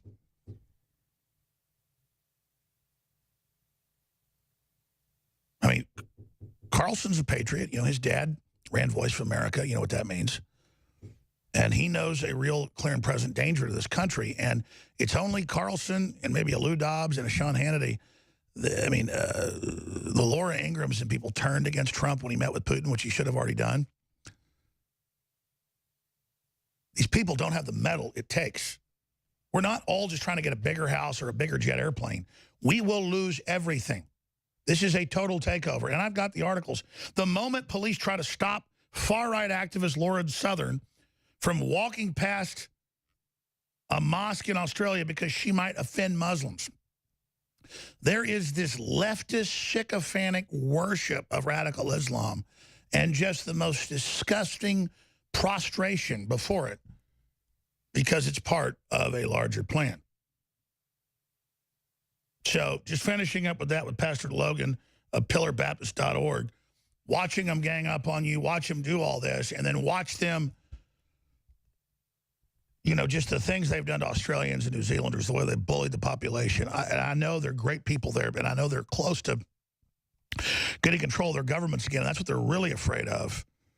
So I just want to commend the work you've done. And Appreciate what you're doing. Hope folks will support you and get updates from you. But what else do you want to add? Do you agree with what I've said? Disagree? I mean, what's the essence of in your gut, your spirit of what we face? Yeah, well, I can see there's a big, like you're saying, a censorship of the truth, because I've done videos against the Prime Minister of New Zealand, which is a communist, hippie, Jacinda Ardern. And when I put that video onto YouTube, straight away, the views they won't go up at all. They'll just stay at like 200 to 300 views. But you can see that people are liking it. You can see that there's comments, but they won't put the views up at all. Well, exactly. They're shadow banning you because they know their idea is a failed system. It's oppressive. But exactly. Yeah. And also, like, there's obviously a big legal battle that we have to now face. And someone started a GoFundMe account for our church. It got up to $10,000, and then GoFundMe shut it down because all the left wingers, just keep harassing. And by the way, everybody always talks about Hitler, and they overuse it. But Hitler put people in economic ghettos first for 4 or 5 years till they were forgotten and weak. Then he shipped them off. And that's what's happening to Christians, conservatives, libertarians all over the world. We're being deplatformed. And now it's the NRA. Now it's going to be Fox News. So instead of rolling over to this, we should say no. Yes, sir. Yeah. There's just on my own YouTube and Facebook, they censor it all the time. They don't want the truth out there. I hear you're fighting the charges in Australia, but just yes, for people that don't know, I mean, describe because I saw the arrogant bearing of the Islamists with the police, the media. I mean, they know they've got the establishment on their side. How are the Muslims taking it, knowing the full might of the West is here to help them like a knife, draw them across our neck? Yeah, I'm not sure how they are, but with the 3 other men in our church, I couldn't go to court because I was deported, so they put a warrant out for my arrest now in Australia. Now, the other 3 men, they're pleading not guilty. It's also going to cost a lot of money to fight this, but the lawyer said that these charges are not from the police. They're from higher up in government, because the police would never charge you for these things normally. But they still need to pay for it. I mean, the real people on trial should be the magistrates that took part in this criminal activity. Right, yeah. I mean, I don't know why we have to end up paying for, all our legal costs. When if the media never turned up, then none of this would have happened. I'd still be in Australia. Everything would be fine. Well, exactly. They showed up, the police, and everybody wanted to grovel. But see, that's the issue. As Thomas Jefferson said, when the government fears the people, there is liberty. When the people fear the government, there is tyranny. And the fact that they would take peaceful pastors coming to cover a news thing that were invited to a mosque, the mosque is inviting you in, the fact that they would do all this shows the true criminal activity. PillarBaptist.org, people should go there, find out more what you're doing. We look forward to talking to you again, Pastor. God bless. Okay, thank you. And again, whether you agree or disagree with what the media has said about this guy, and I find it all to be a misrepresentation, you should support the free speech issue in all of this. Now, I haven't gotten to all the footage that we have today that's up on Infowars.com and NewsWars.com of patriots being attacked by leftists all over the country. It is exponentially getting worse right now, and it is racial. I love Hispanic people. I love white people. We're all the same. I mean, you could technically argue, because I'm like a little bit Native American. Hispanic, Hispaniola was the island of that's now Dominican Republic in Haiti. It was called Hispaniola, and then 500 years ago was sugarcane plantation. So if you were like somebody out of that, they would call you Hispanic. I think Latino would be a better term, which just means Latin language, but it doesn't matter. The point is that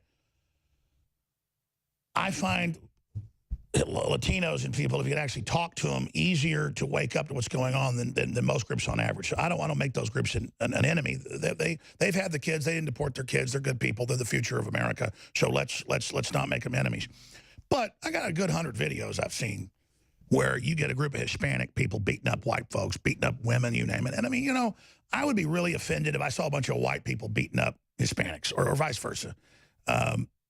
And Hispanics are, you know, white and Native American and sometimes a little bit of mix of African in there. So, you know, we're all the same people. And it's just really stupid and it's dumb. And we're going to lose this fight against the globalists if we're fighting with each other over this crap. But these folks have been told that Donald Trump hates them. And so they go out to the Donald Trump star and, you know, they see guys in American flags and they attack them. And it's just total idiocy and pathetic. And it's all being planned towards this fall for a big crisis, and that's why they want to censor those of us that are exposing it, because they want this to take place. So the country is in grave danger, and I can sit up here with a nice smile about all this and everything, but you don't just think Trump getting in was the beginning of the victory. That's not going to happen unless we take action. Trump winning was not the victory, it was the beginning. And the globalists now are awake, they're making their move, and it's very sad to watch them. In the footage I've got of black people beating up white people in California yesterday and Hispanics attacking whites and just believing it's okay because you like America, F America. How they were trained to hate the country they want to be part of is the mind control and the essence of evil. Please don't forget, we've got the new amazing krill oil, fish oil, and roll call for children. Talk about brain boost, stamina, health, everything. These are the very best out there. InfoWarsStore.com. 25% off. Without you, we'll be shut down. These are products you need. Please get them today at InfoWarsStore.com. You know, the attempted takedown of free speech is happening right now. And the left thinks we're so brain dead and so in a catatonic state watching TV and watching football or whatever that we don't know they banned Christians, conservatives everywhere. They're moving forward with giant riot gangs, martial law plans. It's quite a time to be alive. They're about to grab Julian Assange and put him in prison in the U.S. I mean, you know, this is real. This isn't a joke. It's not a drill. It's the real deal. And they want to break this country financially. They want to bring in total division. They want to teach cultural division, the opposite of Martin Luther King in schools. They want to betray the real Christian revolution this country's seen. CNN lies about banned InfoWars videos, a new censorship attempt. See the banned videos for yourself. Go read the article. You can also sign a petition to stop shadow banning that is having an effect in Congress. So you got to do some effort, you know, go get the article and go there and do it. And some other things we're trying as hard as we can to do. But you have to understand, this isn't just spectator stuff, and I know you know that, but if we're sitting here talking to you and we're talking about all the things that need to be done, if you don't share the articles, if you don't download the free app, Infowars.com/app, if you don't tell people about the app, if you don't tell them about the verboten nature of the show and that, hey, they're trying to shut this down, people won't understand what's happening. The enemy will win. And scumbags like Brian Stelter, he thinks you're weak. He's a little weak, twisted, evil person spiritually, but he has the energy to dominate, and he thinks it's a big joke that he sees more superior men and women under his control. He can't believe that he's having such a heyday with you, and it's only because you've been unconscious. Let's go out with a little Mayberry piece here, and then we'll come back from break with Mike Adams, who is taking action. We really appreciate Mike. He took action. He wrote the report. Paul got it out. It got to the president. Now the domino's almost falling. We've almost got the censorship exposed.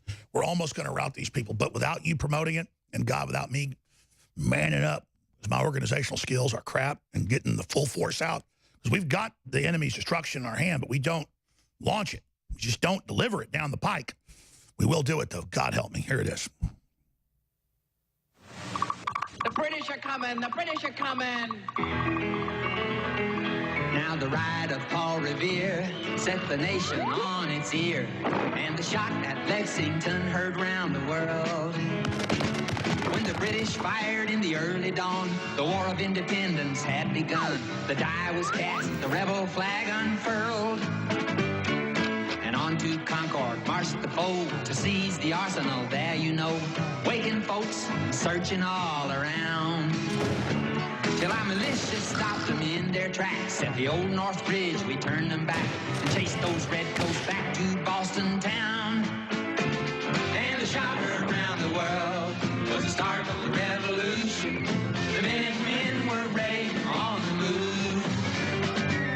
Take your powder, take your gun, report to General Washington. Hurry in, there's not an hour to lose. It happened that they had planned, if the British was ever to come over here, that they'd put a light up in this high church steeple. And Paul went down there to look. And sure enough, there was the light, burning brighter than day. Well, Paul, he jumped on his old horse and he lit out. He didn't know where he was going, but he knew he had to go somewhere. Oh, I wish you could have seen it. That old horse with his ears laid back and his nostrils wide open, sucking in wind like a jet engine, feet pounding on them cobblestones, striking off sparks. Paul holding on for dear life and hollering at the top of his lungs. He says, the British is coming, the British is coming. Get you a gun, we gonna have us a revolution. And them farmers come a piling out of the hay like bees out of a beehive. Minutemen, there's called. What's Minutemen? Minutemen? There's fellas that had to be ready at a minute's notice. And when Paul comes screeching down the road that way, they grabbed their guns and hid out behind the weeds and walls and trees and everywhere. And when the British come prancing along, all dressed up in their red suits, they let them have it. It was a sight to see. It was back on May 29th that Roseanne Barr made the tweet about Valerie Jarrett that put a screeching halt to her mega successful reboot that gave a voice to middle America. And I was so sad that people thought it was racist. And then I went into the whole thing about the whole discussion of racism, and that blew my mind because it's so much a part of what the show I was doing was about.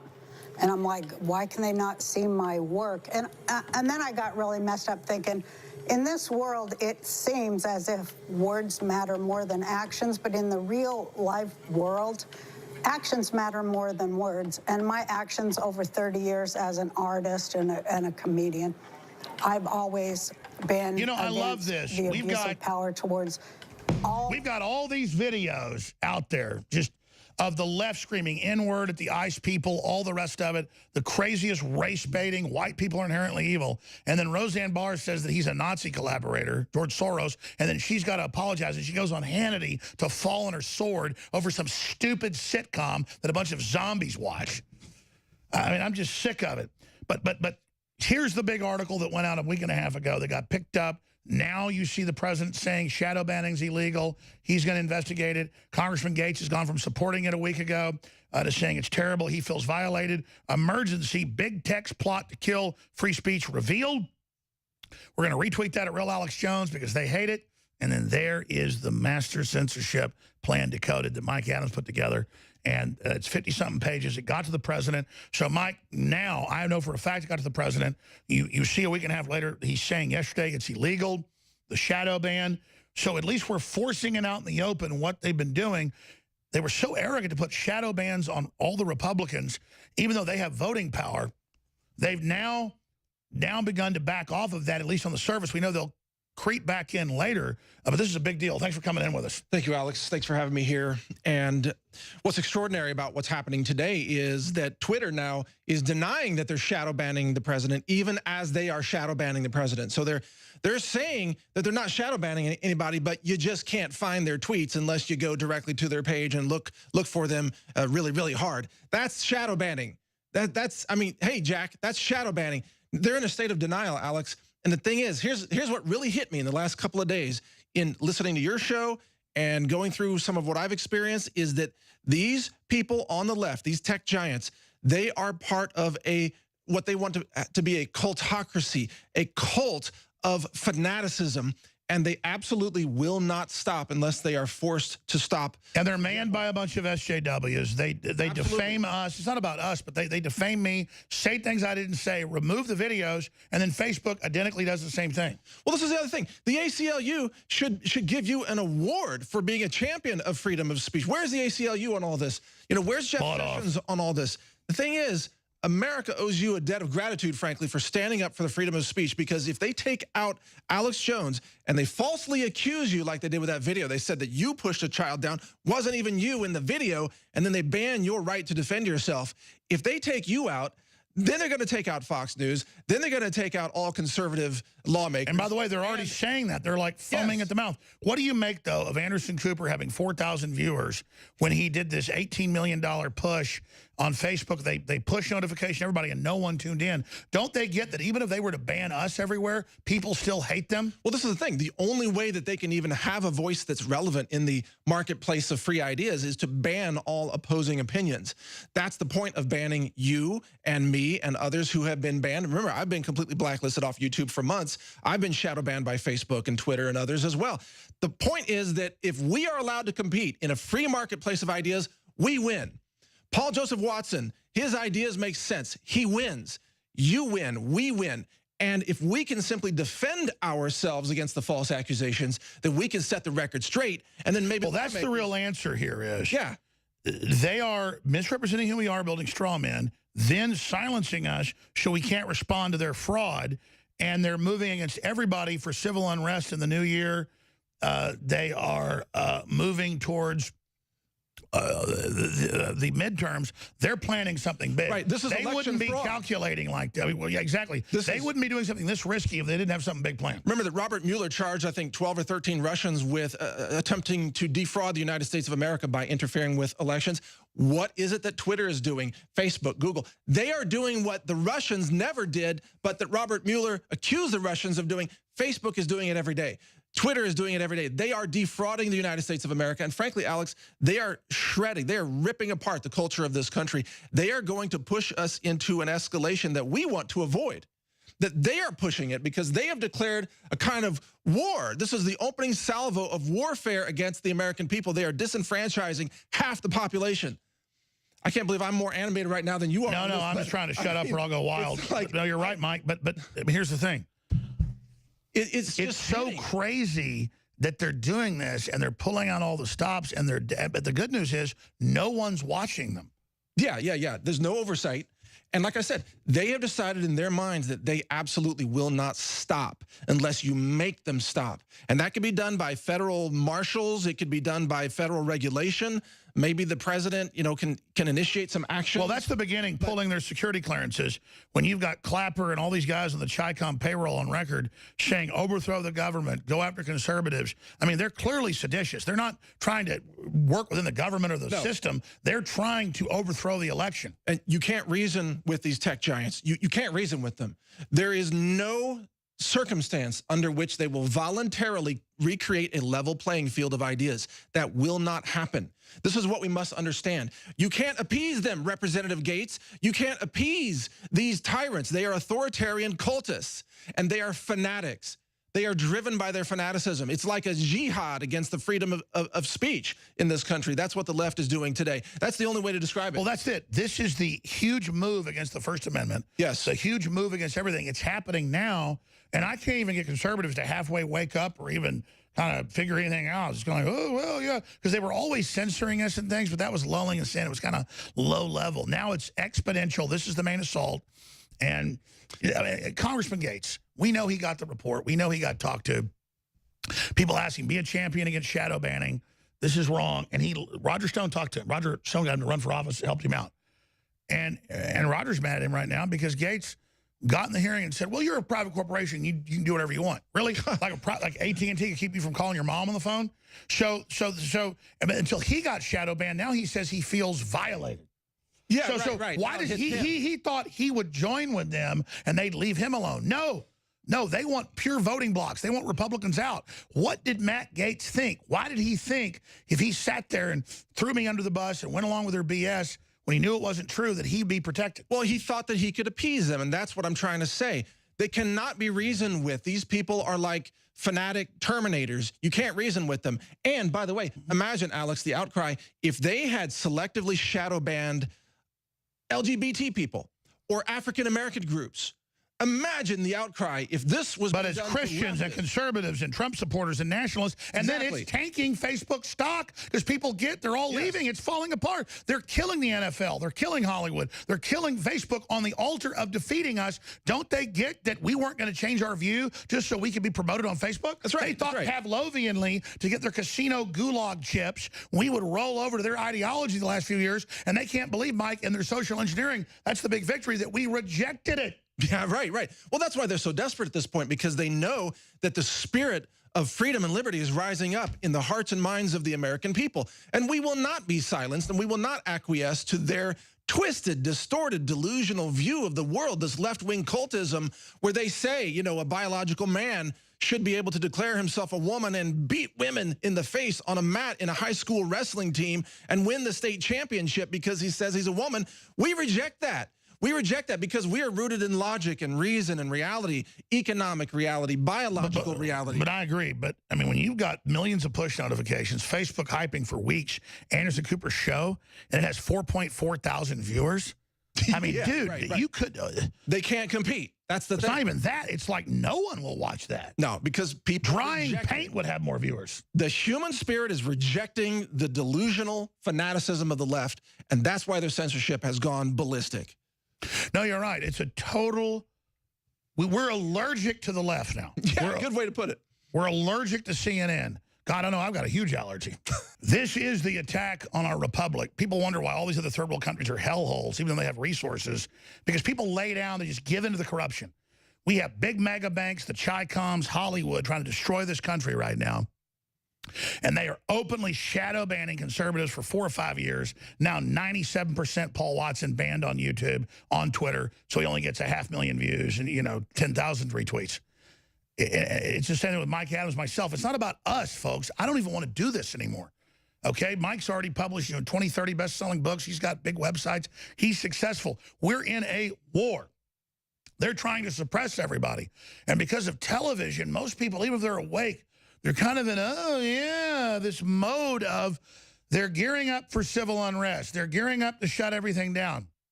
They're admitting it's their plan. They're a bunch of failure scum. They shouldn't be able to dominate us. So, Mike Adams, your report. The censorship master plan decoded. It's linked in a Paul Joseph Watson article. We'll retweet it, Alex Jones, for people to find it easily. Emergency big text plot to kill free speech revealed. There's a petition in here that's only got like 100,000 signatures to reinstate Gunn, the pedophile apologist, 400,000. But it doesn't matter. The president's listening. Great job, Mike Adams, getting a report out. If people want a blueprint, I can't believe that other people didn't put a blueprint out. I can't believe that I literally got asked by high-level people in the government to do this. Do you think it makes me feel good that, oh, I'm special, they're asking us to do it? No, it scares the living hell out of me that no one else seems to give a crap. And that's why they want to shut down, because we know what pieces of filth they are, and we have the answers to defeat them. The realization from this, Alex, that you are alluding to is that no one is coming to save us. There's not some great deity out there that's going to save us from this political situation. We have to stand up and save ourselves.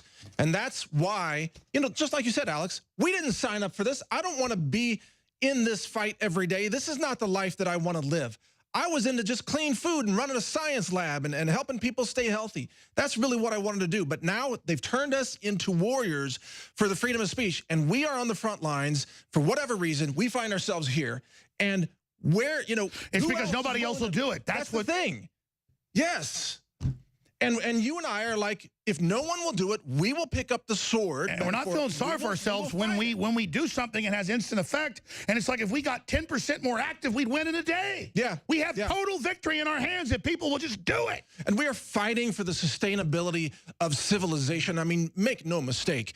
We cannot sustain ourselves as the globalists admit they're trying to destabilize civilization and collapse it. That's it. Freedom of speech is a pillar of sustainable civilization, not even to mention a constitutional republic. Without freedom of speech, without the open marketplace of ideas, you can't have a nation that sustains itself. You end up in collapse, but that's what they want.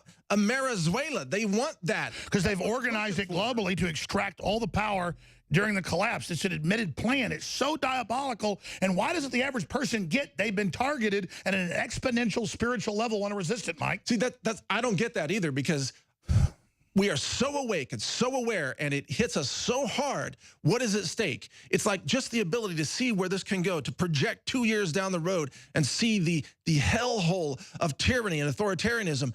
That vision just comes to mind, and we fight against it. Let me ask you this question. Clearly, I want you to elaborate on this.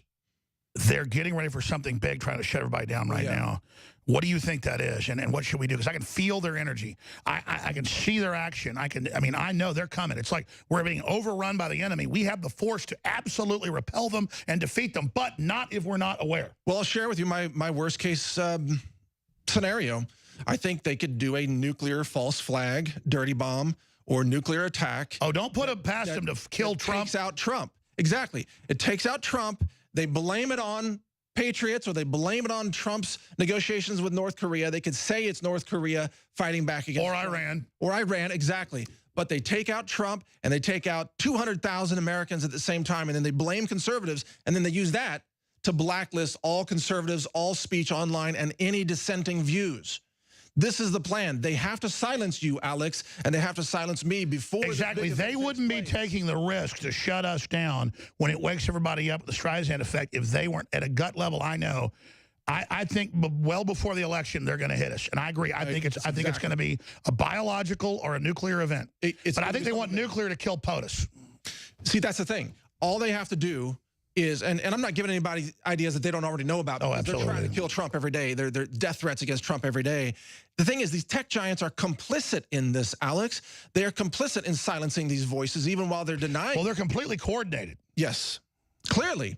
And ultimately, I can tell you, if Hillary Clinton had won the presidency, they would have already seized your domain names. They would not even be InfoWars. Well, they said they were.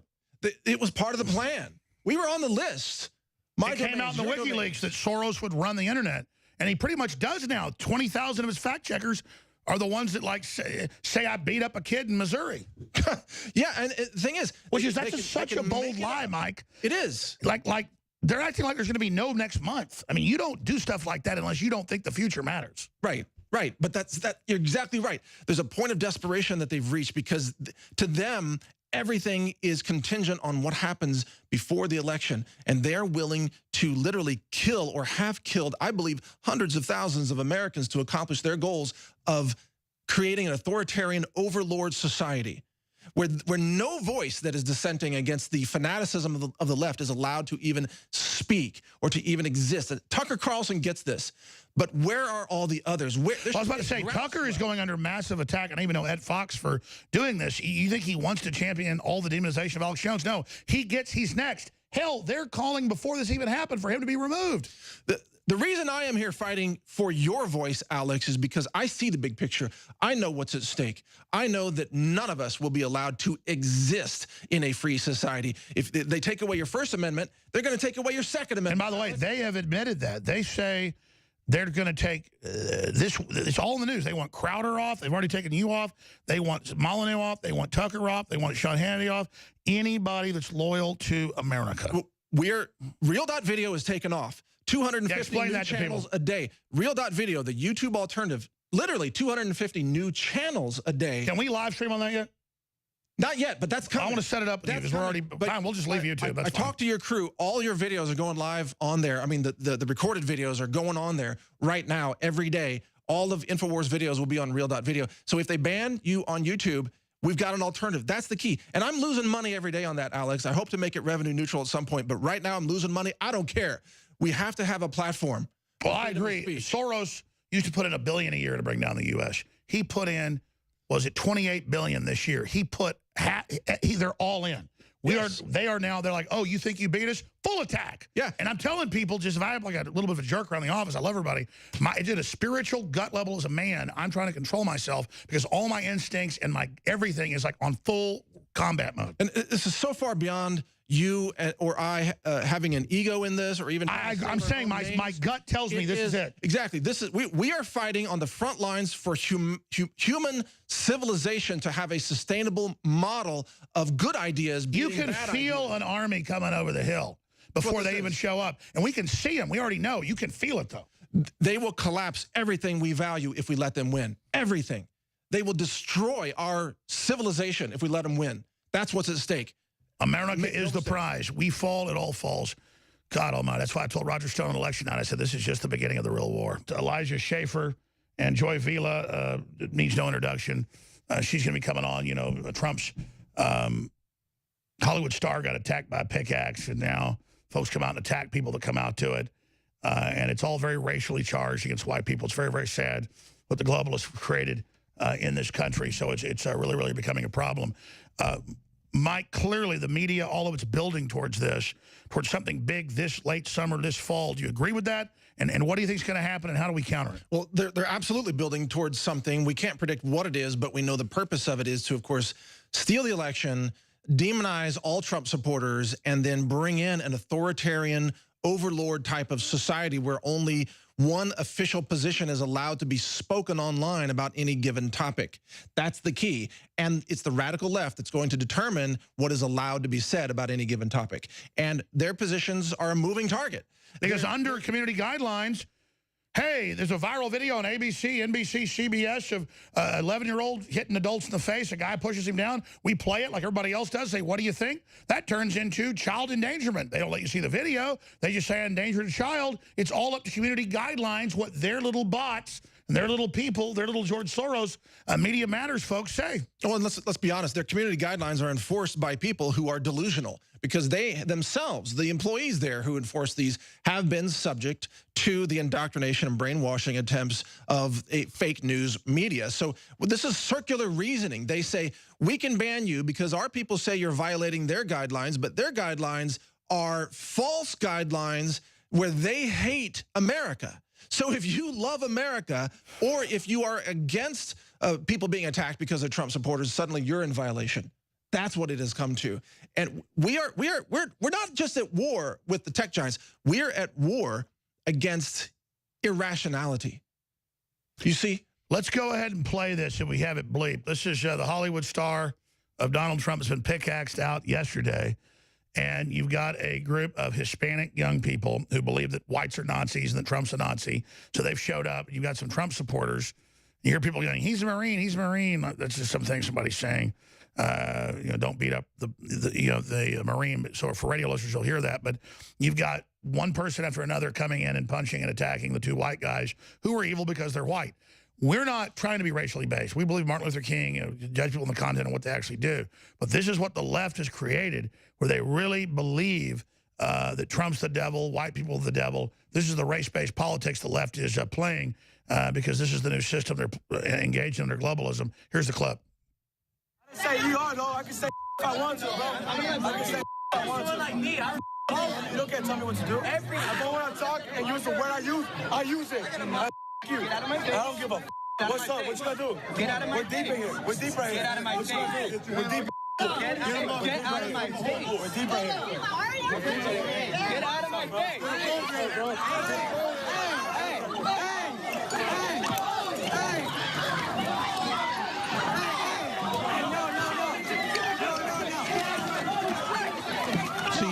At that point, that man has the right to defend his life using whatever legal means are available to him. Oh, it just goes on from here, where the rite of passage is beat up a white guy. And again, I'm not going to hate these Hispanic folks because they're in a racial attack on white people. I understand they're brainwashed. At the same point, it doesn't matter if a whole mob of people are coming down on you because you're wearing a Trump shirt or American flag. At a certain point, I'm just glad nobody pulled a gun because, a good 10, 15 guys try to beat up each guy. They stand their ground. And, That's going to happen, though. That's going to happen. And, legal doctrine in most areas of the country says that if you are being attacked by one person who is a member of a gang or a mob, you have the right to stand your ground and defend yourself using even lethal force in defense of your life against that entire group. That is legal doctrine in most areas of the country. So it's going to happen. The left is pushing it to that. And the tech giants are part of it, you see, because they won't allow you to have a debate online. They are pushing it into this kind of violence on the streets. They're complicit in that. And by the way, even local news admits that the two Marine Corps veterans were attacked by a racial mob. But they go, oh, that's okay. It's cute. They're Trump people. F them.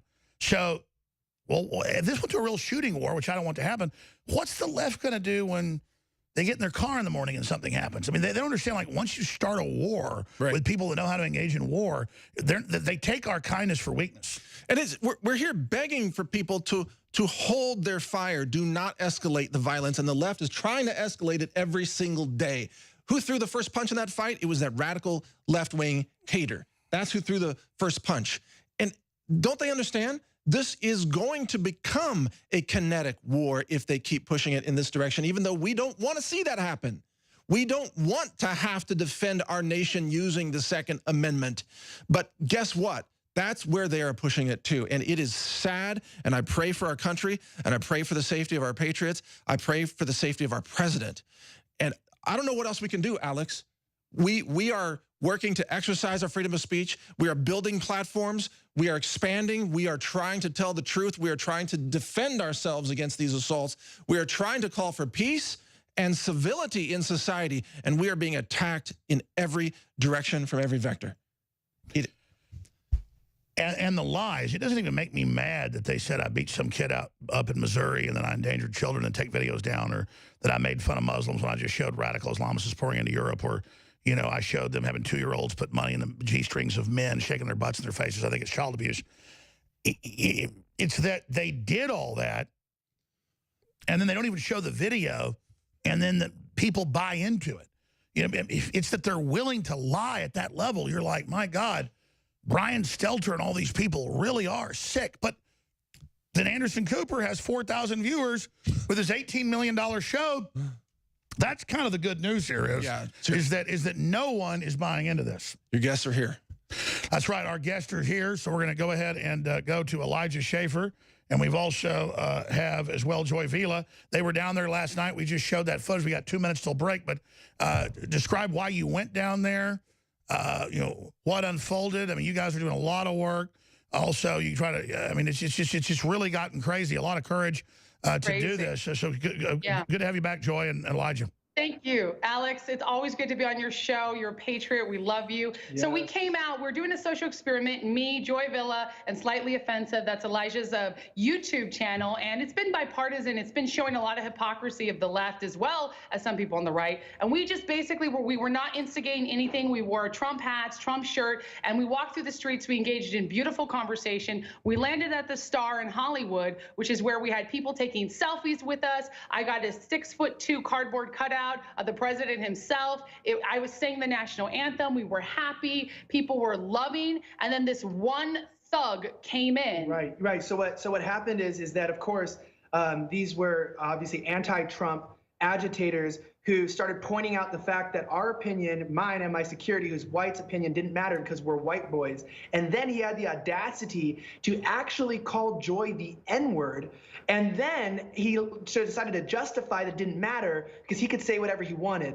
And that's basically right at that point, Joy got upset. Yeah, I actually got in his face, not confronting, but I just said, this is disrespectful. You're disrespecting Black Americans, you're disrespecting the president. We're all here having fun. There was every color at that Star celebrating the president after it has been destroyed, and we wanted to spread some love. And I said, get out of here. You're not welcome here. He started pulling down his pants and showing his butt. There was underage girls, there were kids there. He was getting in our face. He kept calling us racist. Well, this is incredible because I saw the video and I'm remembering this. We bleeped it, but I mean, exactly, pulling their pants down, yelling, screaming, calling people the N-word. They do this to ICE agents. They do it to cops. They attack food trucks that are just nearby because an ICE agent eats at them. It's just a crazed evil. We'll break it all down the other side of this break. Stay with us. Joy Vila's here, award-winning top 10 artist. Elijah Schaffer, just kind of like he says, a centrist person that's pro-free speech. A bunch of their videos are up on Infowars.com and Newswars.com. You can also go to their sites. We'll give you some of those so people can check those out on screen. But I tell you, Mike Adams is riding shotgun with us right now. And you see this type of stuff going on, and you see it unfolding, and you see the left attacking everybody everywhere. And they're so, it's like a KKK member, say in the 50s, you know, beating up a black person trying to go to vote or whatever. They really believe they're in the right, and they believe the BS. And calling her the N-word, all these videos. Every day I see a new video where the left, if it sees any black cops, calls them that. They attack women. They attack children. I mean, what is going on with these people? Well, and my question to Joy here would be, where are the leftists standing up for your right to exist as a citizen in this country, as someone who has a human soul, who has freedom to speak, who has your own personal diversity and expression of who you are, and there's not a single prominent leftist that has stood up for you? Why is that, Joy? Ridiculous. I think it's really because of Maxine Waters. She is like the godmother of this violent leftist movement. She's called for violence and attacks against Trump supporters. So people, they will see me, and I am a Black and Latina woman. I'm in Hollywood. Like you said, I'm just being myself. And yet they won't come to my defense because it is somehow justified to violently attack, to have racial slurs, to call me every name in the book and Elijah, simply because we're Trump supporters. It's like that takes every human decency off the table. And we're here for peace. We wanted to have conversation. We had amazing conversations with people across the aisle before this riot and this mob started. And this guy was so violent. He was hyped up on every drug in the book. Elijah, tell him what happened after we started singing the national anthem. Yeah, so the national anthem, after we finished it, actually, most people started booing us and saying boo. And I was like, that's the national anthem. And they were like, well, it's not for Trump. I said, we didn't sing the national anthem for Trump. We sang it because we're proud of our country. Yeah. And they started booing us, welcome to Los Angeles, for singing the national anthem here on the street. And they were saying, we don't want your kind here. There was many people screaming, we don't want your kind here. It's like I got to ask you, it's like their textbook following what you'd imagine is some racist. Yeah, exactly. Exactly. It's like they're denying your right to exist. Different fountains? Do we have to drink at different fountains? We're going to isolate and segregate different cafes. We don't shop at the same department stores. It's like a new Jim Crow. Well, that's another thing, though. The left doesn't want us in their businesses and stuff, but they don't even know how to work or do anything. They would all starve to death if we weren't there. That's true. Exactly. Yeah. Well, yeah. I mean, the violence escalated actually because the guy did leave after I told him stop disrespecting America and stop calling us the N-word, because there was another older African-American gentleman there who also told him the same thing. He was offended, and we both were like, stop it. This is not okay. There's minors here. Pull your pants up. I mean, he was showing his everything to everyone. Gross butt in front of children, which is the indecency. He was simulating sex. He was doing it was the ground. crude. You know, he was getting in my face. He's like, I know you want it. He was just gross, everything. Like, gross person. He came back, so he left, and then he came back with 4 other guys and continued to get in our faces. And then that's when he was like, oh, you're not going to fight me? Yeah. Girl, but think about the hypocrisy of this, though, is that they are doing this in the name of what they call equality and tolerance. They call themselves tolerant, and they say that you, Joy, that you are And then the media, the controlled corporate media, will then cover up what's really happening. Of course. Absolutely. And actually all they're doing is those radical leftists are exposing like their inner pedophile or something. And I noticed you guys have a bunch of videos like these. I mean, it seems like things are escalating with this whole summer of rage. I think they're trying to censor libertarians, conservatives ahead of something big. What do you think, Elijah and Joy? Yeah, so what I think is this. So last weekend, last Thursday, I went to Maxine Waters' office to go report on a protest that was happening there. And I actually went, we can get into this too, because Joy is not my only friend of color. I have a friend named Black Mike. You can look him up on Instagram. He's blowing up, official Black Mike. He's like the male Candace Owens. And if you see here, we went to go report there. And because I'm the wrong skin color now, which is people say that this whole idea of racism towards white people isn't real, but because I have blonde hair, look, I'm a youth pastor. He is a youth pastor. I'm a worship leader. I've been to Bible college. I do global missions. I've done it in the Philippines and Mexico. I mean, I go all over the place. I'm sharing the message of Jesus and of love and of peace. And they're calling me a white supremacist, calling me KKK. They're going out there. And then it's so funny because we're out there. They accosted us. They assaulted us to the point where a pastor tried to get us out because they came at us with bats. And you know what? That was not done because there's a bunch of angry black people in South Central or whatever, Torrance area. It's because Maxine Waters has called them to violence. She's okayed this. And that's exactly what happened when we were on Hollywood Boulevard. They actually brought a knife. They stole his camera. They stole $3,000 camera. They stole it out of my cameraman's hands. They punched our guard, who's a veteran, who's a military veteran. He was trying to do crowd control and saying back up. And they said they didn't care. We told them, we go, hey, this guy is a Marine, has some respect. And all the kids, by the way, these are Generation Z, all there, like probably 20, 25 kids are start saying, who cares? 12 years old, they're 9 years old. He deserved it and stuff. And that's the next generation of what they're trying to bring up, are anti-American, anti-moral, anti-respect for and this is the fight that broke out. He threw the first punch at our dear man. His name is Tony, and he actually suffered, his face got split open. He's suffering from a concussion right now. 4 guys, 4 thugs on one. He beat him up. Yeah, he actually beat them up too. One conservative to beat off 4 guys. Yeah. Like he actually beat them up. Yeah. What are you doing to protect your safety there? I mean, what you're describing are incredible acts of violence and racism. This is. I never thought it would happen, right? But also the courage you've got to have to just wear Trump gear on Hollywood Boulevard. Yeah, no kidding. Right. We're not inciting the violence. We were smiling. I was telling, there was all those little girls there. I said, oh, you look so pretty. You girls look so cute. You want to take a picture? We had the Trump stand up. Elijah and I are making jokes. It was a family event. We're live streaming. By the way, we have all of that footage on my Periscope at Joy_Villa and on his Periscope. You go to youtube.com/slightly offensive and watch the whole live We stream the whole thing. And we're going to write articles about that as well. We absolutely. Trump overall is doing a pretty good job, but he needs to make a bigger deal out of this persecution. I mean, it needs to be done. It's race-based persecution. Suffering.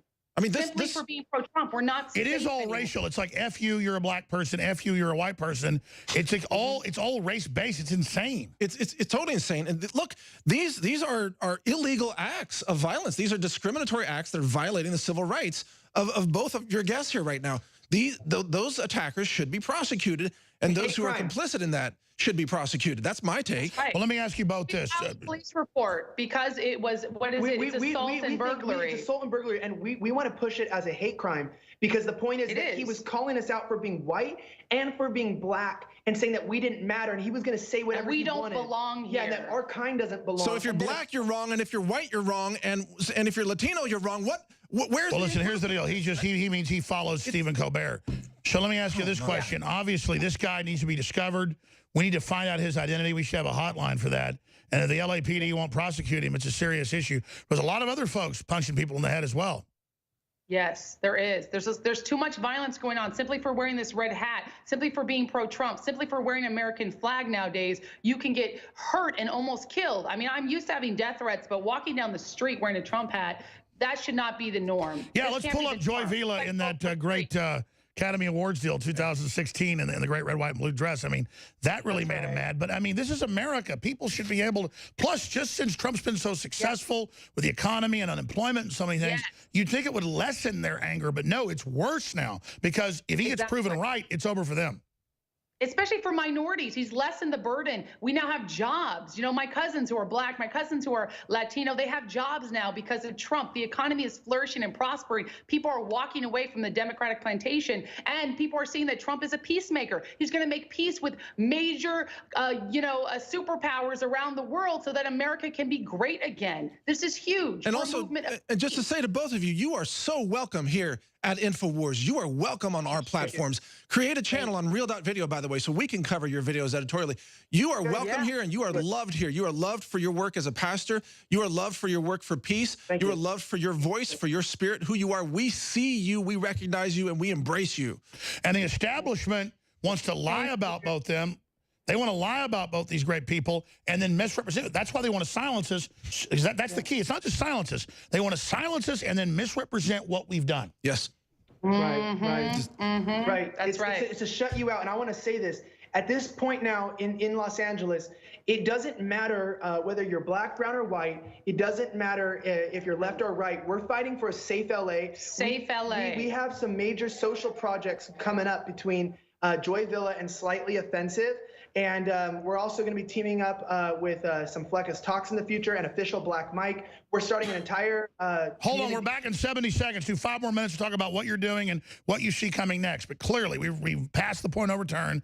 Critical juncture this summer and fall. The globalists are making their move, but so are we. Hour number 4 straight ahead. So the big tech giants have gotten 80% of the internet under their control. Now they're trying to censor everything, bring in globalism. It's failing. They're plunging. Their stocks are plunging. They're in trouble. People are leaving them in droves, but they're desperately then trying to have case points, case studies to shut me down, to shut others down, and then set the precedent.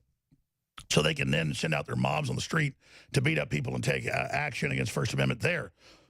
So Elijah Schaffer, Joy Villa are here. Mike Adams, I want to get a final statement on all of you, and I want to invite you guys back up very, very soon, the important work you're doing, and just get predictions of what you think is coming next. Yeah, well, we're working on some projects together. I have some new music coming out, a song all about freedom, and I really want to push this free speech and peace-loving movement forward. Right, so check this out. I know a lot of your viewers are familiar with Austin Fletcher, who runs the online media group Fleccas Talks, and I know he's been a little bit under the radar, and people have been wondering what's going on, where has he been on the streets? Well, I have good news, Slightly Offensive and Fleccas Talks are joining forces for a new show that's coming out on YouTube called Fleccas Talks that's going to be hitting really hard issues across the aisle from left to right. Everything is going to be on the table. We're going to clear the air. It's going to basically change the way talk shows and conversation happens. And he's coming back bigger, badder, and stronger. And we're joining teams. And actually, our first guest is going to be. I'm going to be their first guest, and everything is on the table. As a conservative who is in this crazy atmosphere, any question, no questions off the table, just really being edgy about it on all my beliefs. Well, that's very exciting. And we want to follow that and have you guys on. I want to get Fleccas on. He's been on before, too. He's the guy with the spoon, right? Yeah, that's right. That's right. You're a good friend of ours. Yeah. What's happening though with the big push? I see the left, the globalists, want to try to sew things up by the end of the year. I think they're making their move. Oh yeah, they're making their move. I mean, we've got socialism, globalism coming out from every woodwork. Their only message now is going to be violence. And literally, when I had conversations with a few leftists yesterday, they said, "Well, Donald Trump incites violence." I said, "How does he incite violence? He just does." So they're going to blame us for their violent actions. I see a lot more from the left, but I also see a lot of Black and Latinos running from the Democratic plantation. I see a lot of them being exposed to the truth and saying, no, I don't want to be a part of this party. So it's up to the Republicans and the Trumplicans to say, come on over here. We're the good guys, and we're going to show you where you can thrive and where you can be That's right, free. Big Tent. So there is a walk-away exodus happening, Mike. Well, I want to point out the refreshing difference here. Look at these amazing people, Elijah and Joy here, and compare their spirit and their soul versus the dark scumbag orcs who are pushing this violence and hatred across America. I mean, I'm looking at you two here on the Skype feed, and you're just, both of you are beautiful. Both of you are what we need, the human spirit for not just America, but for our world. We need more people like you, and we are tired of having to stomp on gremlins and goblins and orcs everywhere. We don't want to live in that world. No, I agree. And that's the thing is, just like Anderson Cooper's new show, $18 million, had 4,000 viewers. Like you said, the human spirit is rejecting them. So, guys, what's the best website for people to find both you? You're naturalnews.com. Mike Adams, the great work you're doing, naturalnews.com. I'm Infowars.com, newswars.com. Joy, Elijah, what's the best sites for you guys? I'm joyvilla.com. You can follow me on Twitter at joy_villa. Please, I appreciate your comments, and I love getting into communication with you guys, my Joy Tribe, joyvilla.com. Right, and you can find me at youtube.com/slightly-offensive, or check me out Twitter, Instagram at Elijah Schaefer. All right, very excited. Let's talk again soon. You guys come back on routinely because time goes by. We love you guys. Watch your work. Really appreciate you. Thank you so much. Mike, great job with your censorship master plan decoded. It's up on Infowars.com. Congress has got it. People are starting to wake up. The shadow bannings of the news. We've gone from no awareness to now some major awareness. So great job on the report, Mike. And great job with the crew and everybody else. We've got Joel Gilbert coming up with key intel straight ahead, then the War Room, Infowars.com, newswars.com. However you're listening, spread those links. The censors absolutely hate it. They're really afraid of this broadcast because they're afraid of you. Thank you all. Welcome back to the Alex Jones Show. I'm Joel Gilbert, coming to you right from the left coast, live from the People's Republic of California here in Los Angeles. You know me as a frequent guest of Alex. I've talked about my films, Dreams from My Real Father, There's No Place Like Utopia, the new film, The Trump, The Art of the Insult, in the Infowars store. I'll be taking a lot of calls today. I've been hosting for several months, lots of great guests, and get about 100 emails every time that only took one phone call. So I will be taking a bunch of calls later. 877-789-ALEX, 877-789-2539, and we'll talk about anything you want to talk about. First, I'm going to give some of my takes. We got coming up next Monday, be sure to watch. Jay-Z has produced a documentary on the Trayvon Martin case called Rest in Power, about Trayvon Martin. And what occurs to me is that the timing of this is quite suspect. The midterm elections are coming up, And Jay-Z was a big buddy of Obama, of course. Many parties, of course, Beyonce, lip sync the national anthem at the second inauguration. So it occurs to me that this is just a typical formula of the Democrats. They try to agitate or activate black people by controlling their emotions with something, very incendiary about the tragic death of Trayvon Martin. And let's take a quick reminder how the case started in the first place. Of course, apparently Trayvon Martin was walking through this apartment complex. Neighborhood watch guy George Zimmerman sees that he's kind of hanging around and not going anywhere, calls the cops, gets out. At some point, Trayvon sucker punches him in the nose, gets on top of him, starts bashing his head in the cement. Zimmerman calls for help. Nobody comes to help him. Eventually, he takes out a gun and shoots him.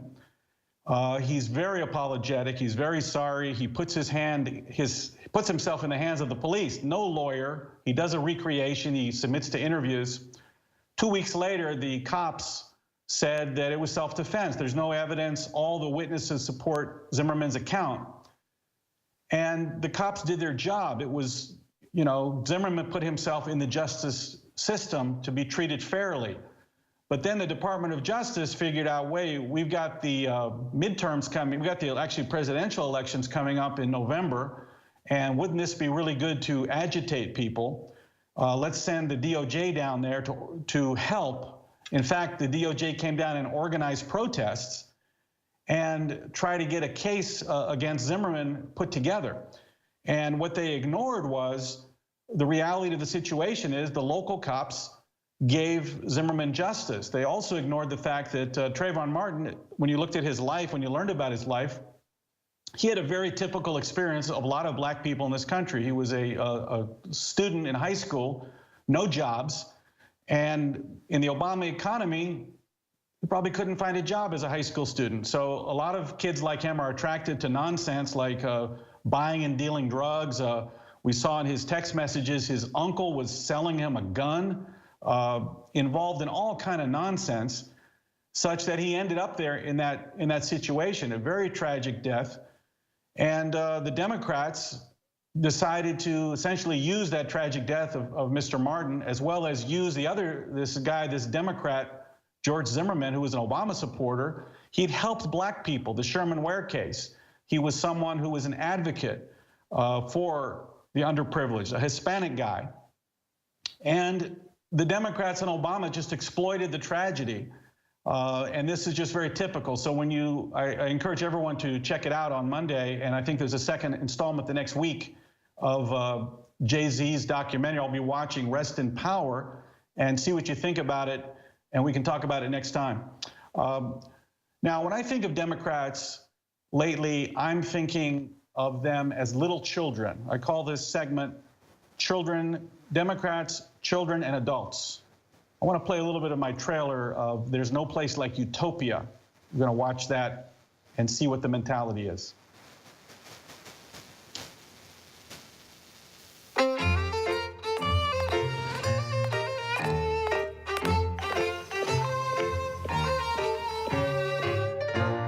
Oh, we're glad you landed in Oz. We've got a wizard here. He can solve your problems. Because he's special.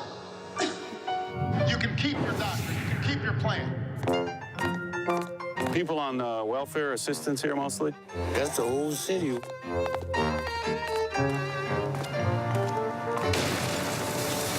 going to replace capitalism with socialism. To remake the world as it should be. Okay, let's cut it off right there. It's the kingdom of heaven on earth. You get the idea of from There's No Place Like Utopia. So I think of Democrats as little kids, little kind of like crying babies that kind of want to have everything their way. They want to play all the time. And in this case, they like to play government. So I start to think of things like, well, what do little kids like to do? What do they like to do? Number one, they like to ride bikes. Let's take a look at John Kerry riding a bike and how that worked out from Trump, the Art of the Insult. John Kerry. Okay. John Kerry in this film, you'll see how much he likes to ride bikes and how Trump reacted in Trump, the Art of the Insult. He was in Geneva. What else do little kids like to do? They like to play doctor. Obamacare. You know, if you like your plan, you can keep your plan. Let's play doctor. We'll take $400 from everyone who doesn't want to play, and we'll give it to people who don't want to pay. That's a fun game. Oh, sorry, there's no more insurance companies. Oh, I'm sorry, the price went up. There's no more hospitals. Let's play another game. Let's look at John Kerry playing on his bicycle. Let's play that from Art of the Iran's Insult. nuclear policy went awry for U.S. Secretary of State John Kerry. Police. He falls, he breaks his leg during the negotiation. I swear to you, I will never be in a bicycle race as long as I'm president. Okay, so little children like to play doctor. They like to ride bikes. What else? Little children like cartoon characters. Cartoon characters, very interesting for little children. And I think that's why Democrats like people like Stalin and Mao, Chavez, of course, Castro, the Castro brothers, Che Guevara. You know, Obama was obsessed with going to Cuba. He wanted to meet Castro. He wanted to have his picture with Che Guevara. Democrats and progressives love these funny, strange cartoon characters like Chavez, Mao, Stalin. That's another thing that little children like. Little children also don't like authority. They don't like adults getting in the way. That's why they hate the police. That's why they want to get rid of ICE, immigration enforcement. If they get rid of immigration enforcement, of course, the next target is the police because little kids don't like rules. They want to get rid of the people that enforce the rules. So I think what happened in 2016 is the adults showed up to the polls and we elected an adult. Trump came and said, okay, kids, we need to put some order in the House. Let's get the economy moving. Let's fix foreign policy. You guys have made a big mess. It's time to clean up. Now, of course, the Democrats, they don't like these mean adults. They're taking away our fun. We wanted to play doctor. We wanted to play diplomat. We wanted to ride bikes. So the Democrats have a big tantrum. They go out in the streets, 2 million protesters when he's elected. They say, we don't want to play. We're not going to play. We're going to resist. We're not going to play unless we can have our way. Our buddy, our best friend, James Hodgkinson, is going to make a big mess. We love destruction. You know how little kids love destruction? We're going to make a big mess until you get out of the room, Mom or Dad. We're going to knock it all down. And so that's what the Democrats have become today, a party of little children that want to play healthcare. They want to play doctor. They want to play diplomats. They want to play all these things that just turn into a big mess. And one of their things that little kids and babies do, they like to lie. Little kids lie. And the latest, biggest lie from the little babies, of course, is the Russia hoax. So when we come back from the break, we're going to talk about the big lie of the children called the Russia hoax. And we'll be right back here on The Alex Jones Show. Welcome back to The Alex Jones Show. I'm Joel Gilbert, hosting from the People's Republic of California here in Los Angeles. Thanks for being back with us here. I will be taking a lot of calls shortly. It's 1-800-789-ALEX. And we're talking about all the lies of the children, how Democrats behave like children. They like to play doctor. They like to play diplomat. They like to ride bikes. They like to make a mess. And if they can't get their way, they resist and protest and have a tantrum. Another big thing that little children do is create big lies. So the big lie is, of course, the Russia hoax. The book came out finally. We've been hearing about Greg Jarrett from Fox News called The Russia Hoax, the illicit scheme to clear Hillary Clinton and frame Donald Trump. Now, I've been thinking about how the Democrats came up with this hoax. And I think I have some good information and perspective that tells us, reinforces the fact that it is a hoax. You have to say, well, how did they come up with the idea to frame Donald Trump? To say, hey, Donald Trump, you're working for the Russians. Now, remember, the Democrats have been up to their ears in Russians and communists for 50 years. Also remember that socialism is a war on the individual. It's a war on individualism and individual liberty. It's about collectivism. The collective idea is there's one set of rules and one set of beliefs, and that's it. If you don't believe in it, you're crazy. That's why they called it being anti-Soviet in the Soviet Union. If you didn't believe in the collective, you're anti-Soviet, and you can end up in a gulag. They send you away. So Democrats and progressives really don't have any new ideas since 1917. So they don't know how to think of ideas. They're not creative.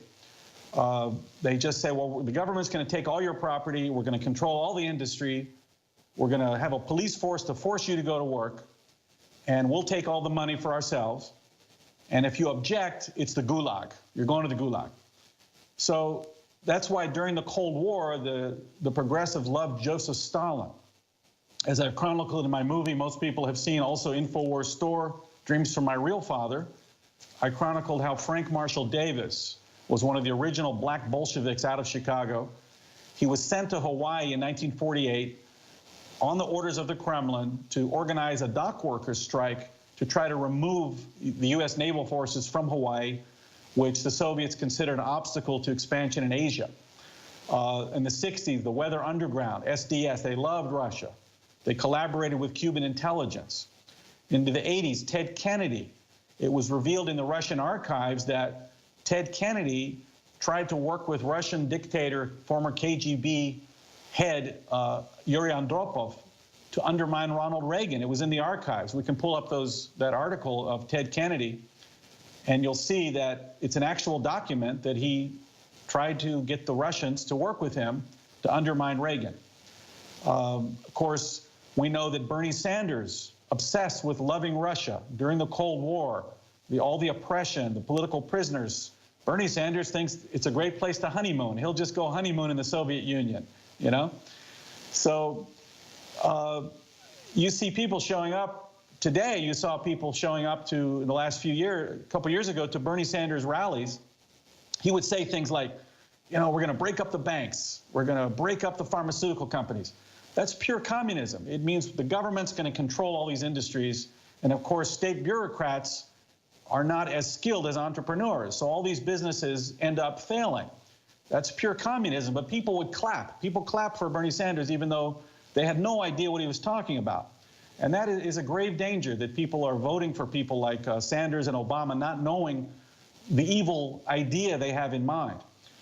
And you have to also say, why did they come up with the Russia hoax? Well, because they thought of it because Obama was controlled by Putin. Let's take a quick look at this video, Obama-Medvedev, back in 2012.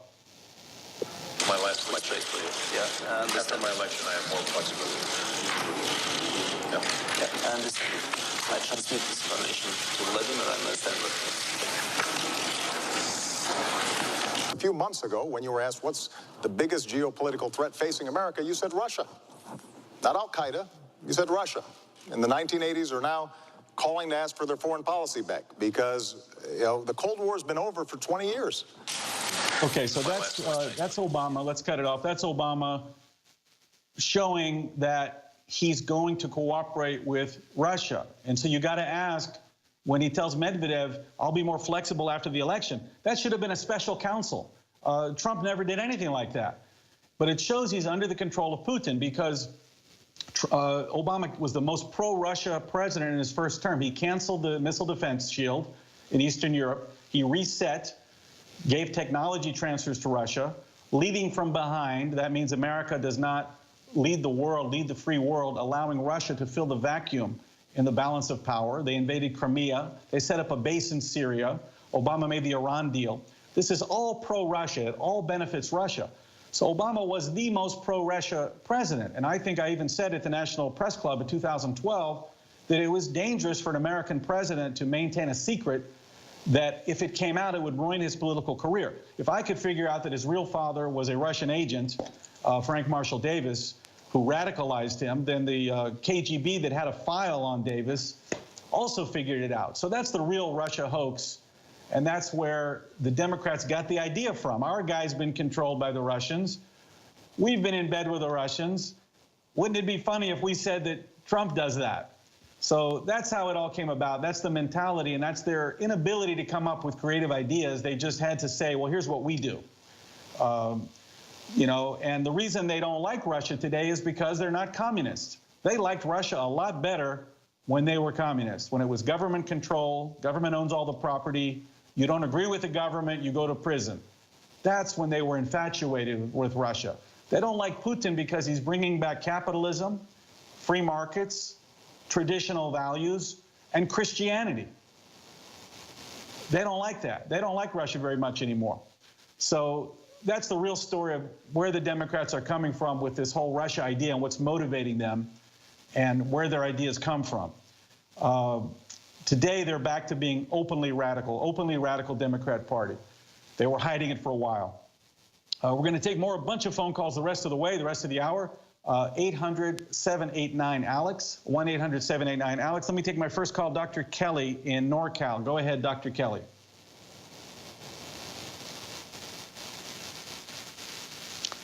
Hey, thank you so much for your work and for taking my call. I have 3 really important documentaries that I need to figure out how to get out.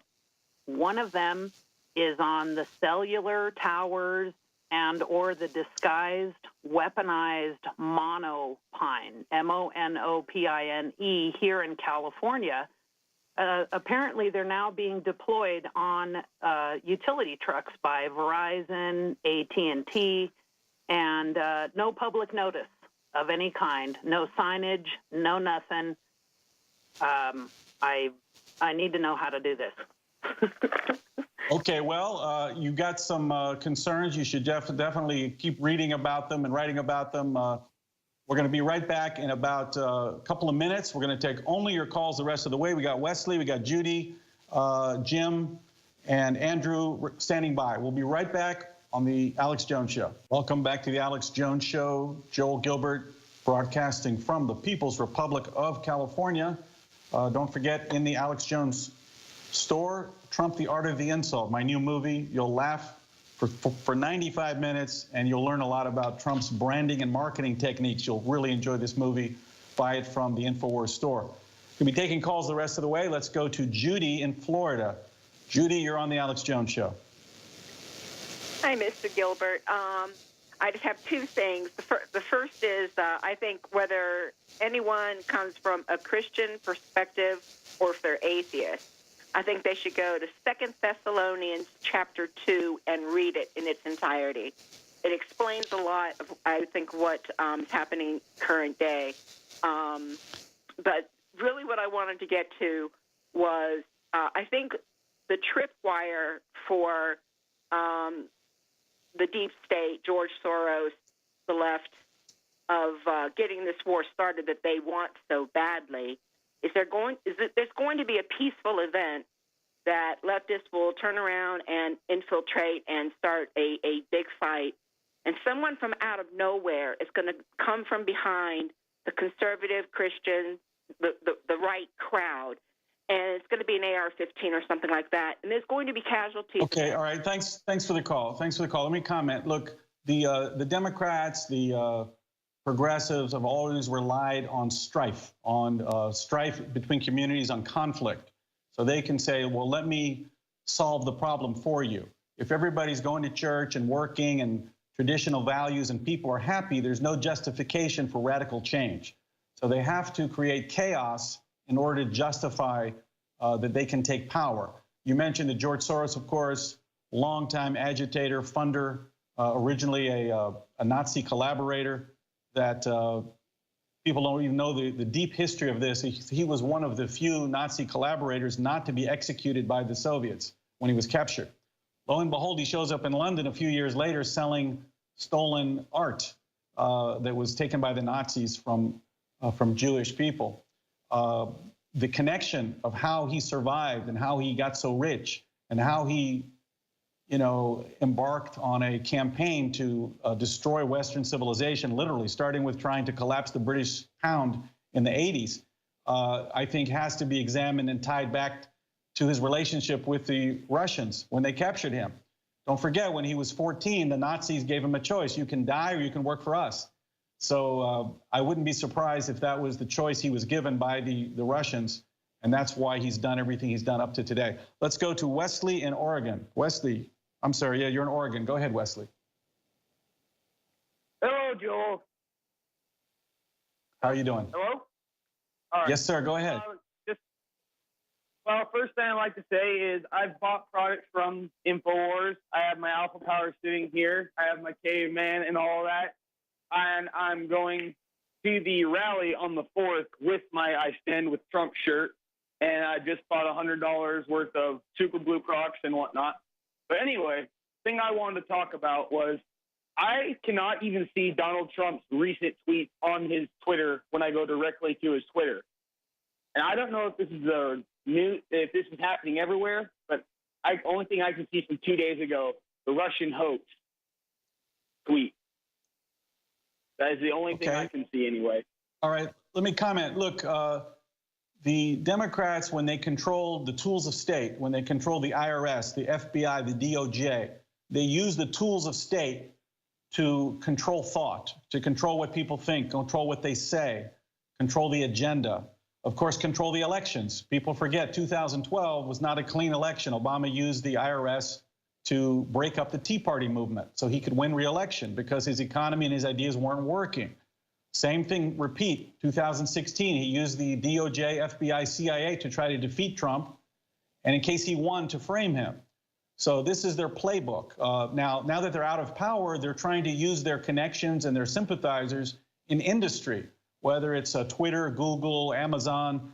I did a show earlier this year regarding Amazon, that Amazon did not make money. They just barely broke even until a couple of years ago. They paid Bezos from the CIA, gave a $600 million contract, no bid, illegal, to Bezos to design a website for the CIA, $600 million. He turned around a week later and bought the Washington Post for $250 million, which of course is a big sympathizer, and all of a sudden he's the richest guy in the world. So don't think there's not a strong connection to the deep state, what I call the police state, and all these big industries, especially the tech industries. And Twitter's just another one of them.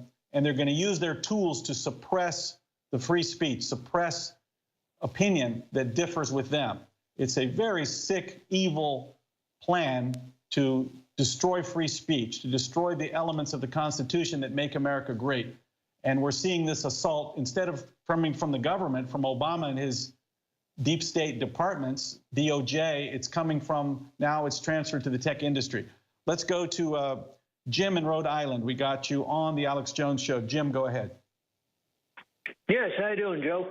I've got a quick question for you. Do you think the United States is an empire?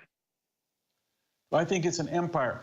I think after World War II, the United States had been through 2 world wars in 25 years. There was a decision that was made that the United States needs to project its power around the world in order to prevent dragging itself into another world war. That meant stationing troops in Germany, facing down communist aggression in Southeast Asia, trying to combat and prevent regional wars and regional madmen from dragging America into a world war. So this is how I think that concept developed, that America felt we're better off stationing and preventing conflicts and fighting small conflicts than we are entering another world war. So that's how the idea developed, that America would project its power around the world to maintain the peace. I think it can be thought of in that way. I don't think it's an empire is someone that really projects their power in order to control and take over countries and manage their affairs. I think sometimes America has delved into that, but it's not the main goal is to maintain peace and security throughout the world for the benefit of the United States as well as our allies. Let's go to Wyatt in California. And by the way, don't forget, it's 1-800-789-ALEX. Taking calls the rest of the way, 1-800-789-ALEX. Go ahead, Wyatt, you're on the Alex Jones Show. Yeah, I just have to say I completely agree with you about these people being utter children. It seems kind of hard to believe that they're, in a sense, even beating us at this point. They have to destroy our free speech because in an open debate, they just can't win. Adults can't be beat by children. And that's essentially what they're trying to do, and they're acting very childish. And it's really sad. It's like a 30-year-old. It's like what used to be an 18-year-old is now a 30-year-old. We're like Arrested Development. Look, the entire reaction to Trump being elected, the next day they had a 2 million person tantrum. Madonna, everybody else screaming, "Oh, well, that's not my president. I'm not going to play. I'm not going to play anymore because you are now in charge." We liked it when we could play doctor, we could play Obamacare, we could play Veterans Administration. We could play diplomats. We could go play footsie with the Russian. We liked it when we were in control. So the entire, what you hear now, it's just every time Adam Schiff opens his mouth, his lips are moving, he's lying. And that's what little kids do. They lie, they don't cooperate, they have a tantrum. And that's what the Democrat Party has come to, is just a group of lying, uncooperative children that want to resist and refuse to participate unless they can control. They don't like the adults that are in the room. Donald Trump's an adult. They don't like it when there's adults around. Get rid of the police, get rid of the borders. Let's have fun, let's have a party. It doesn't matter that they destroyed the economy under Obama. And we do have an incredible recovery thanks to Donald Trump. We'll be right back for the next segment. We'll take more calls, 800-789-ALEX. Welcome back to the Alex Jones Show. Joel Gilbert with you for the last segment, right from the left coast, from the People's Republic of California. I am taking calls the rest of the way, 877-789-ALEX. I mentioned that next Monday there's going to be a special by Jay-Z called Rest in Power about Trayvon Martin. And I talked about how suspect it was. Again, they're trying to bring this up before an election to try to agitate, to try to inflame emotions, especially of African Americans, to try to vote Democrat. That's the game that we see again and again. But let's take a call from John in Seattle. Go ahead, John, you're on Alex Jones Show.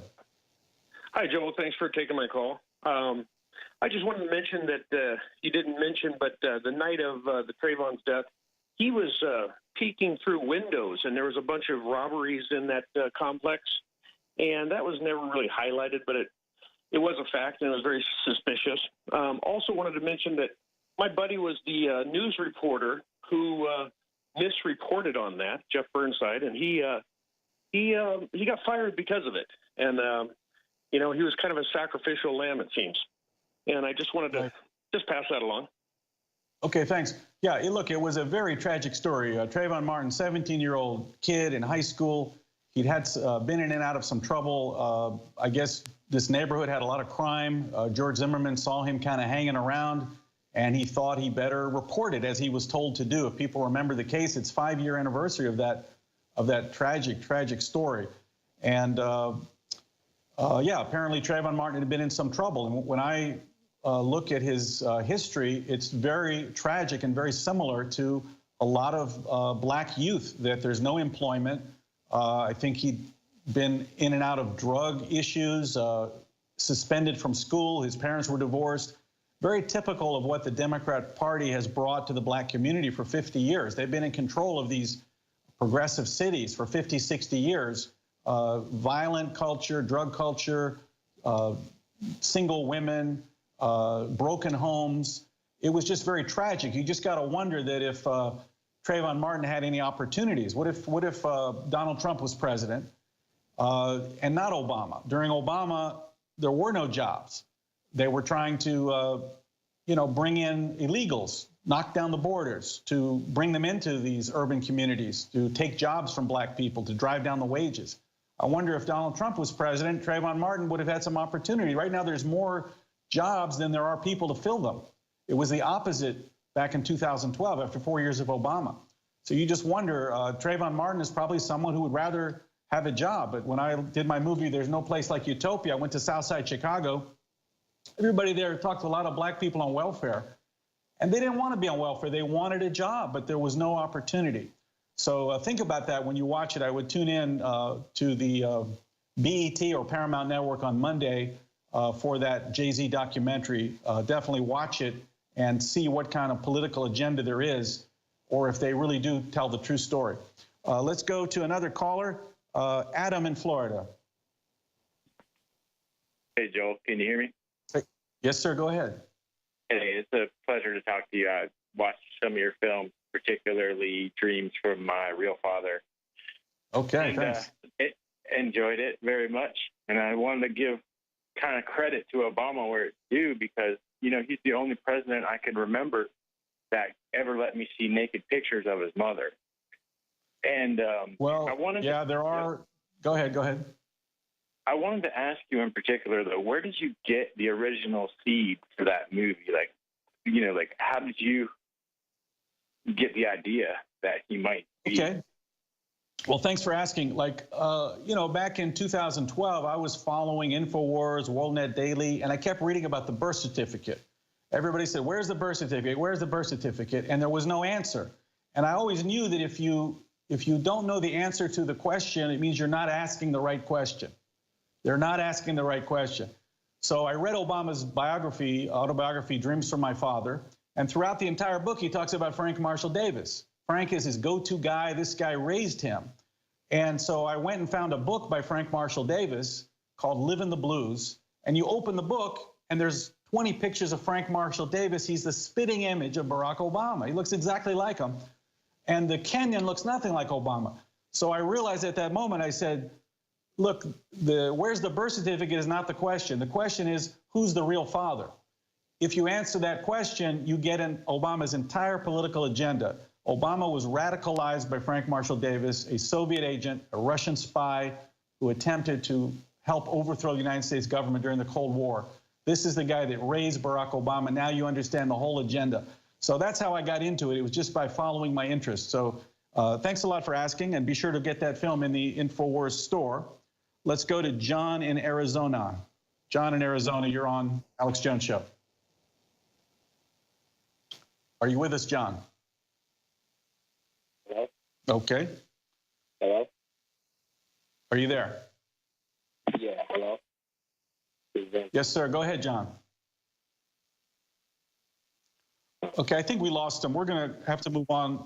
Let's go to Dan in Texas. Dan in Texas, go ahead. You're on the Alex Jones Show. Thank you, sir. I have a question. We're tough. We were tough with North Korea, but we're not really tough on Mexico. That the communist president that just got elected is telling everybody he's got both borders open, come to America to have a new life. You know, that could be considered an act of war, and maybe they build their own fence if they know that we're not going to deal with it. And if they don't deal with it, maybe we can just go in there and clean that place out. The drugs and, you know, I would call them missiles coming here full of disease and crap. I mean, what do you think about that? Well, look, the issue with the Mexican border has simply been political will and the lack of enough Republicans or anyone to want to go ahead and secure the border. There's a number of reasons why Democrats don't want to secure the border. They need voters. They can't fool the regular people, can't fool all the people all the time. A lot of black people are getting more successful. The economy's helping. They move out of the inner cities. They want to replace them with these illegals and with voters from South America. Democrats have their agenda. Republicans, of course, the Department of, Chamber of Commerce have liked the immigrants, illegal immigrants driving down wages, also detrimental to minorities. So you've had these strong interests that have been pushing against securing the border. So the political will of Donald Trump that ran his campaign on, build that wall, and being elected to do so is battling it now, having a battle with the old interests that don't want to secure the border. So it could be done in a few weeks, in a month, in 2 months, if he can garner the support. So I think it's going to be up to the midterms. If Republicans are very successful in the midterms, I think it's going to happen. If they're not successful in the midterms, I think we're looking at a screeching halt to much of the Trump agenda that people voted for. Let's go to Liberty Smith in Oklahoma. You're on the Alex Jones Show. Hey, Joel. How are you? Excellent. Thanks for being here. Good. I just wanted to touch base on the Soros thing that you were talking about a little bit earlier. And my question is simply, he's been doing all these things, even in the United States. Why hasn't anybody picked up on prosecuting him? That's my question. The short answer, the short answer is money. I mean, he gives hundreds of millions to all these leftist organizations, the Tides Foundation. Every time there's some crazy leftist idea, you start Googling it on the web and you find out it's getting money from some other Soros front group. So the amount of money that he throws around into the legal system, into, foundations, it's just incredible how much money he's able to put in people's pockets to control the agenda. Look at Hillary Clinton. How many crimes over the years? She has a rap sheet, 10 feet long. but she's connected to that network. So the amount of money coming in through the Soros gang is much more significant than Republicans giving money to some PAC, that they complain about, Citizens United. The big deal is these social justice organizations, and even if one of them gets shut down, they just slither over to another one. They're very formidable in Washington, in the legal circles. They're formidable in every state, and it's the amount of money he's able to put in, and I think it's very interesting to really look at his early history. How did he get out of Nazi Europe being a Nazi spy, and why did the Russians let him go, and how did he become so rich so quickly? I think the answer is pretty obvious, especially when you look what he's done and whose interests he's been serving for so many years. Thanks for being here today. That's the last call on the Alex Jones Show. I'm Joel Gilbert from the People's Republic of California. I'll see you next week or in 2 weeks. Everybody, God bless America. Keep tuning in to the Alex Jones Show. You know, someone very profoundly once said many years ago that if fascism ever comes to America, it'll come in the name of liberalism.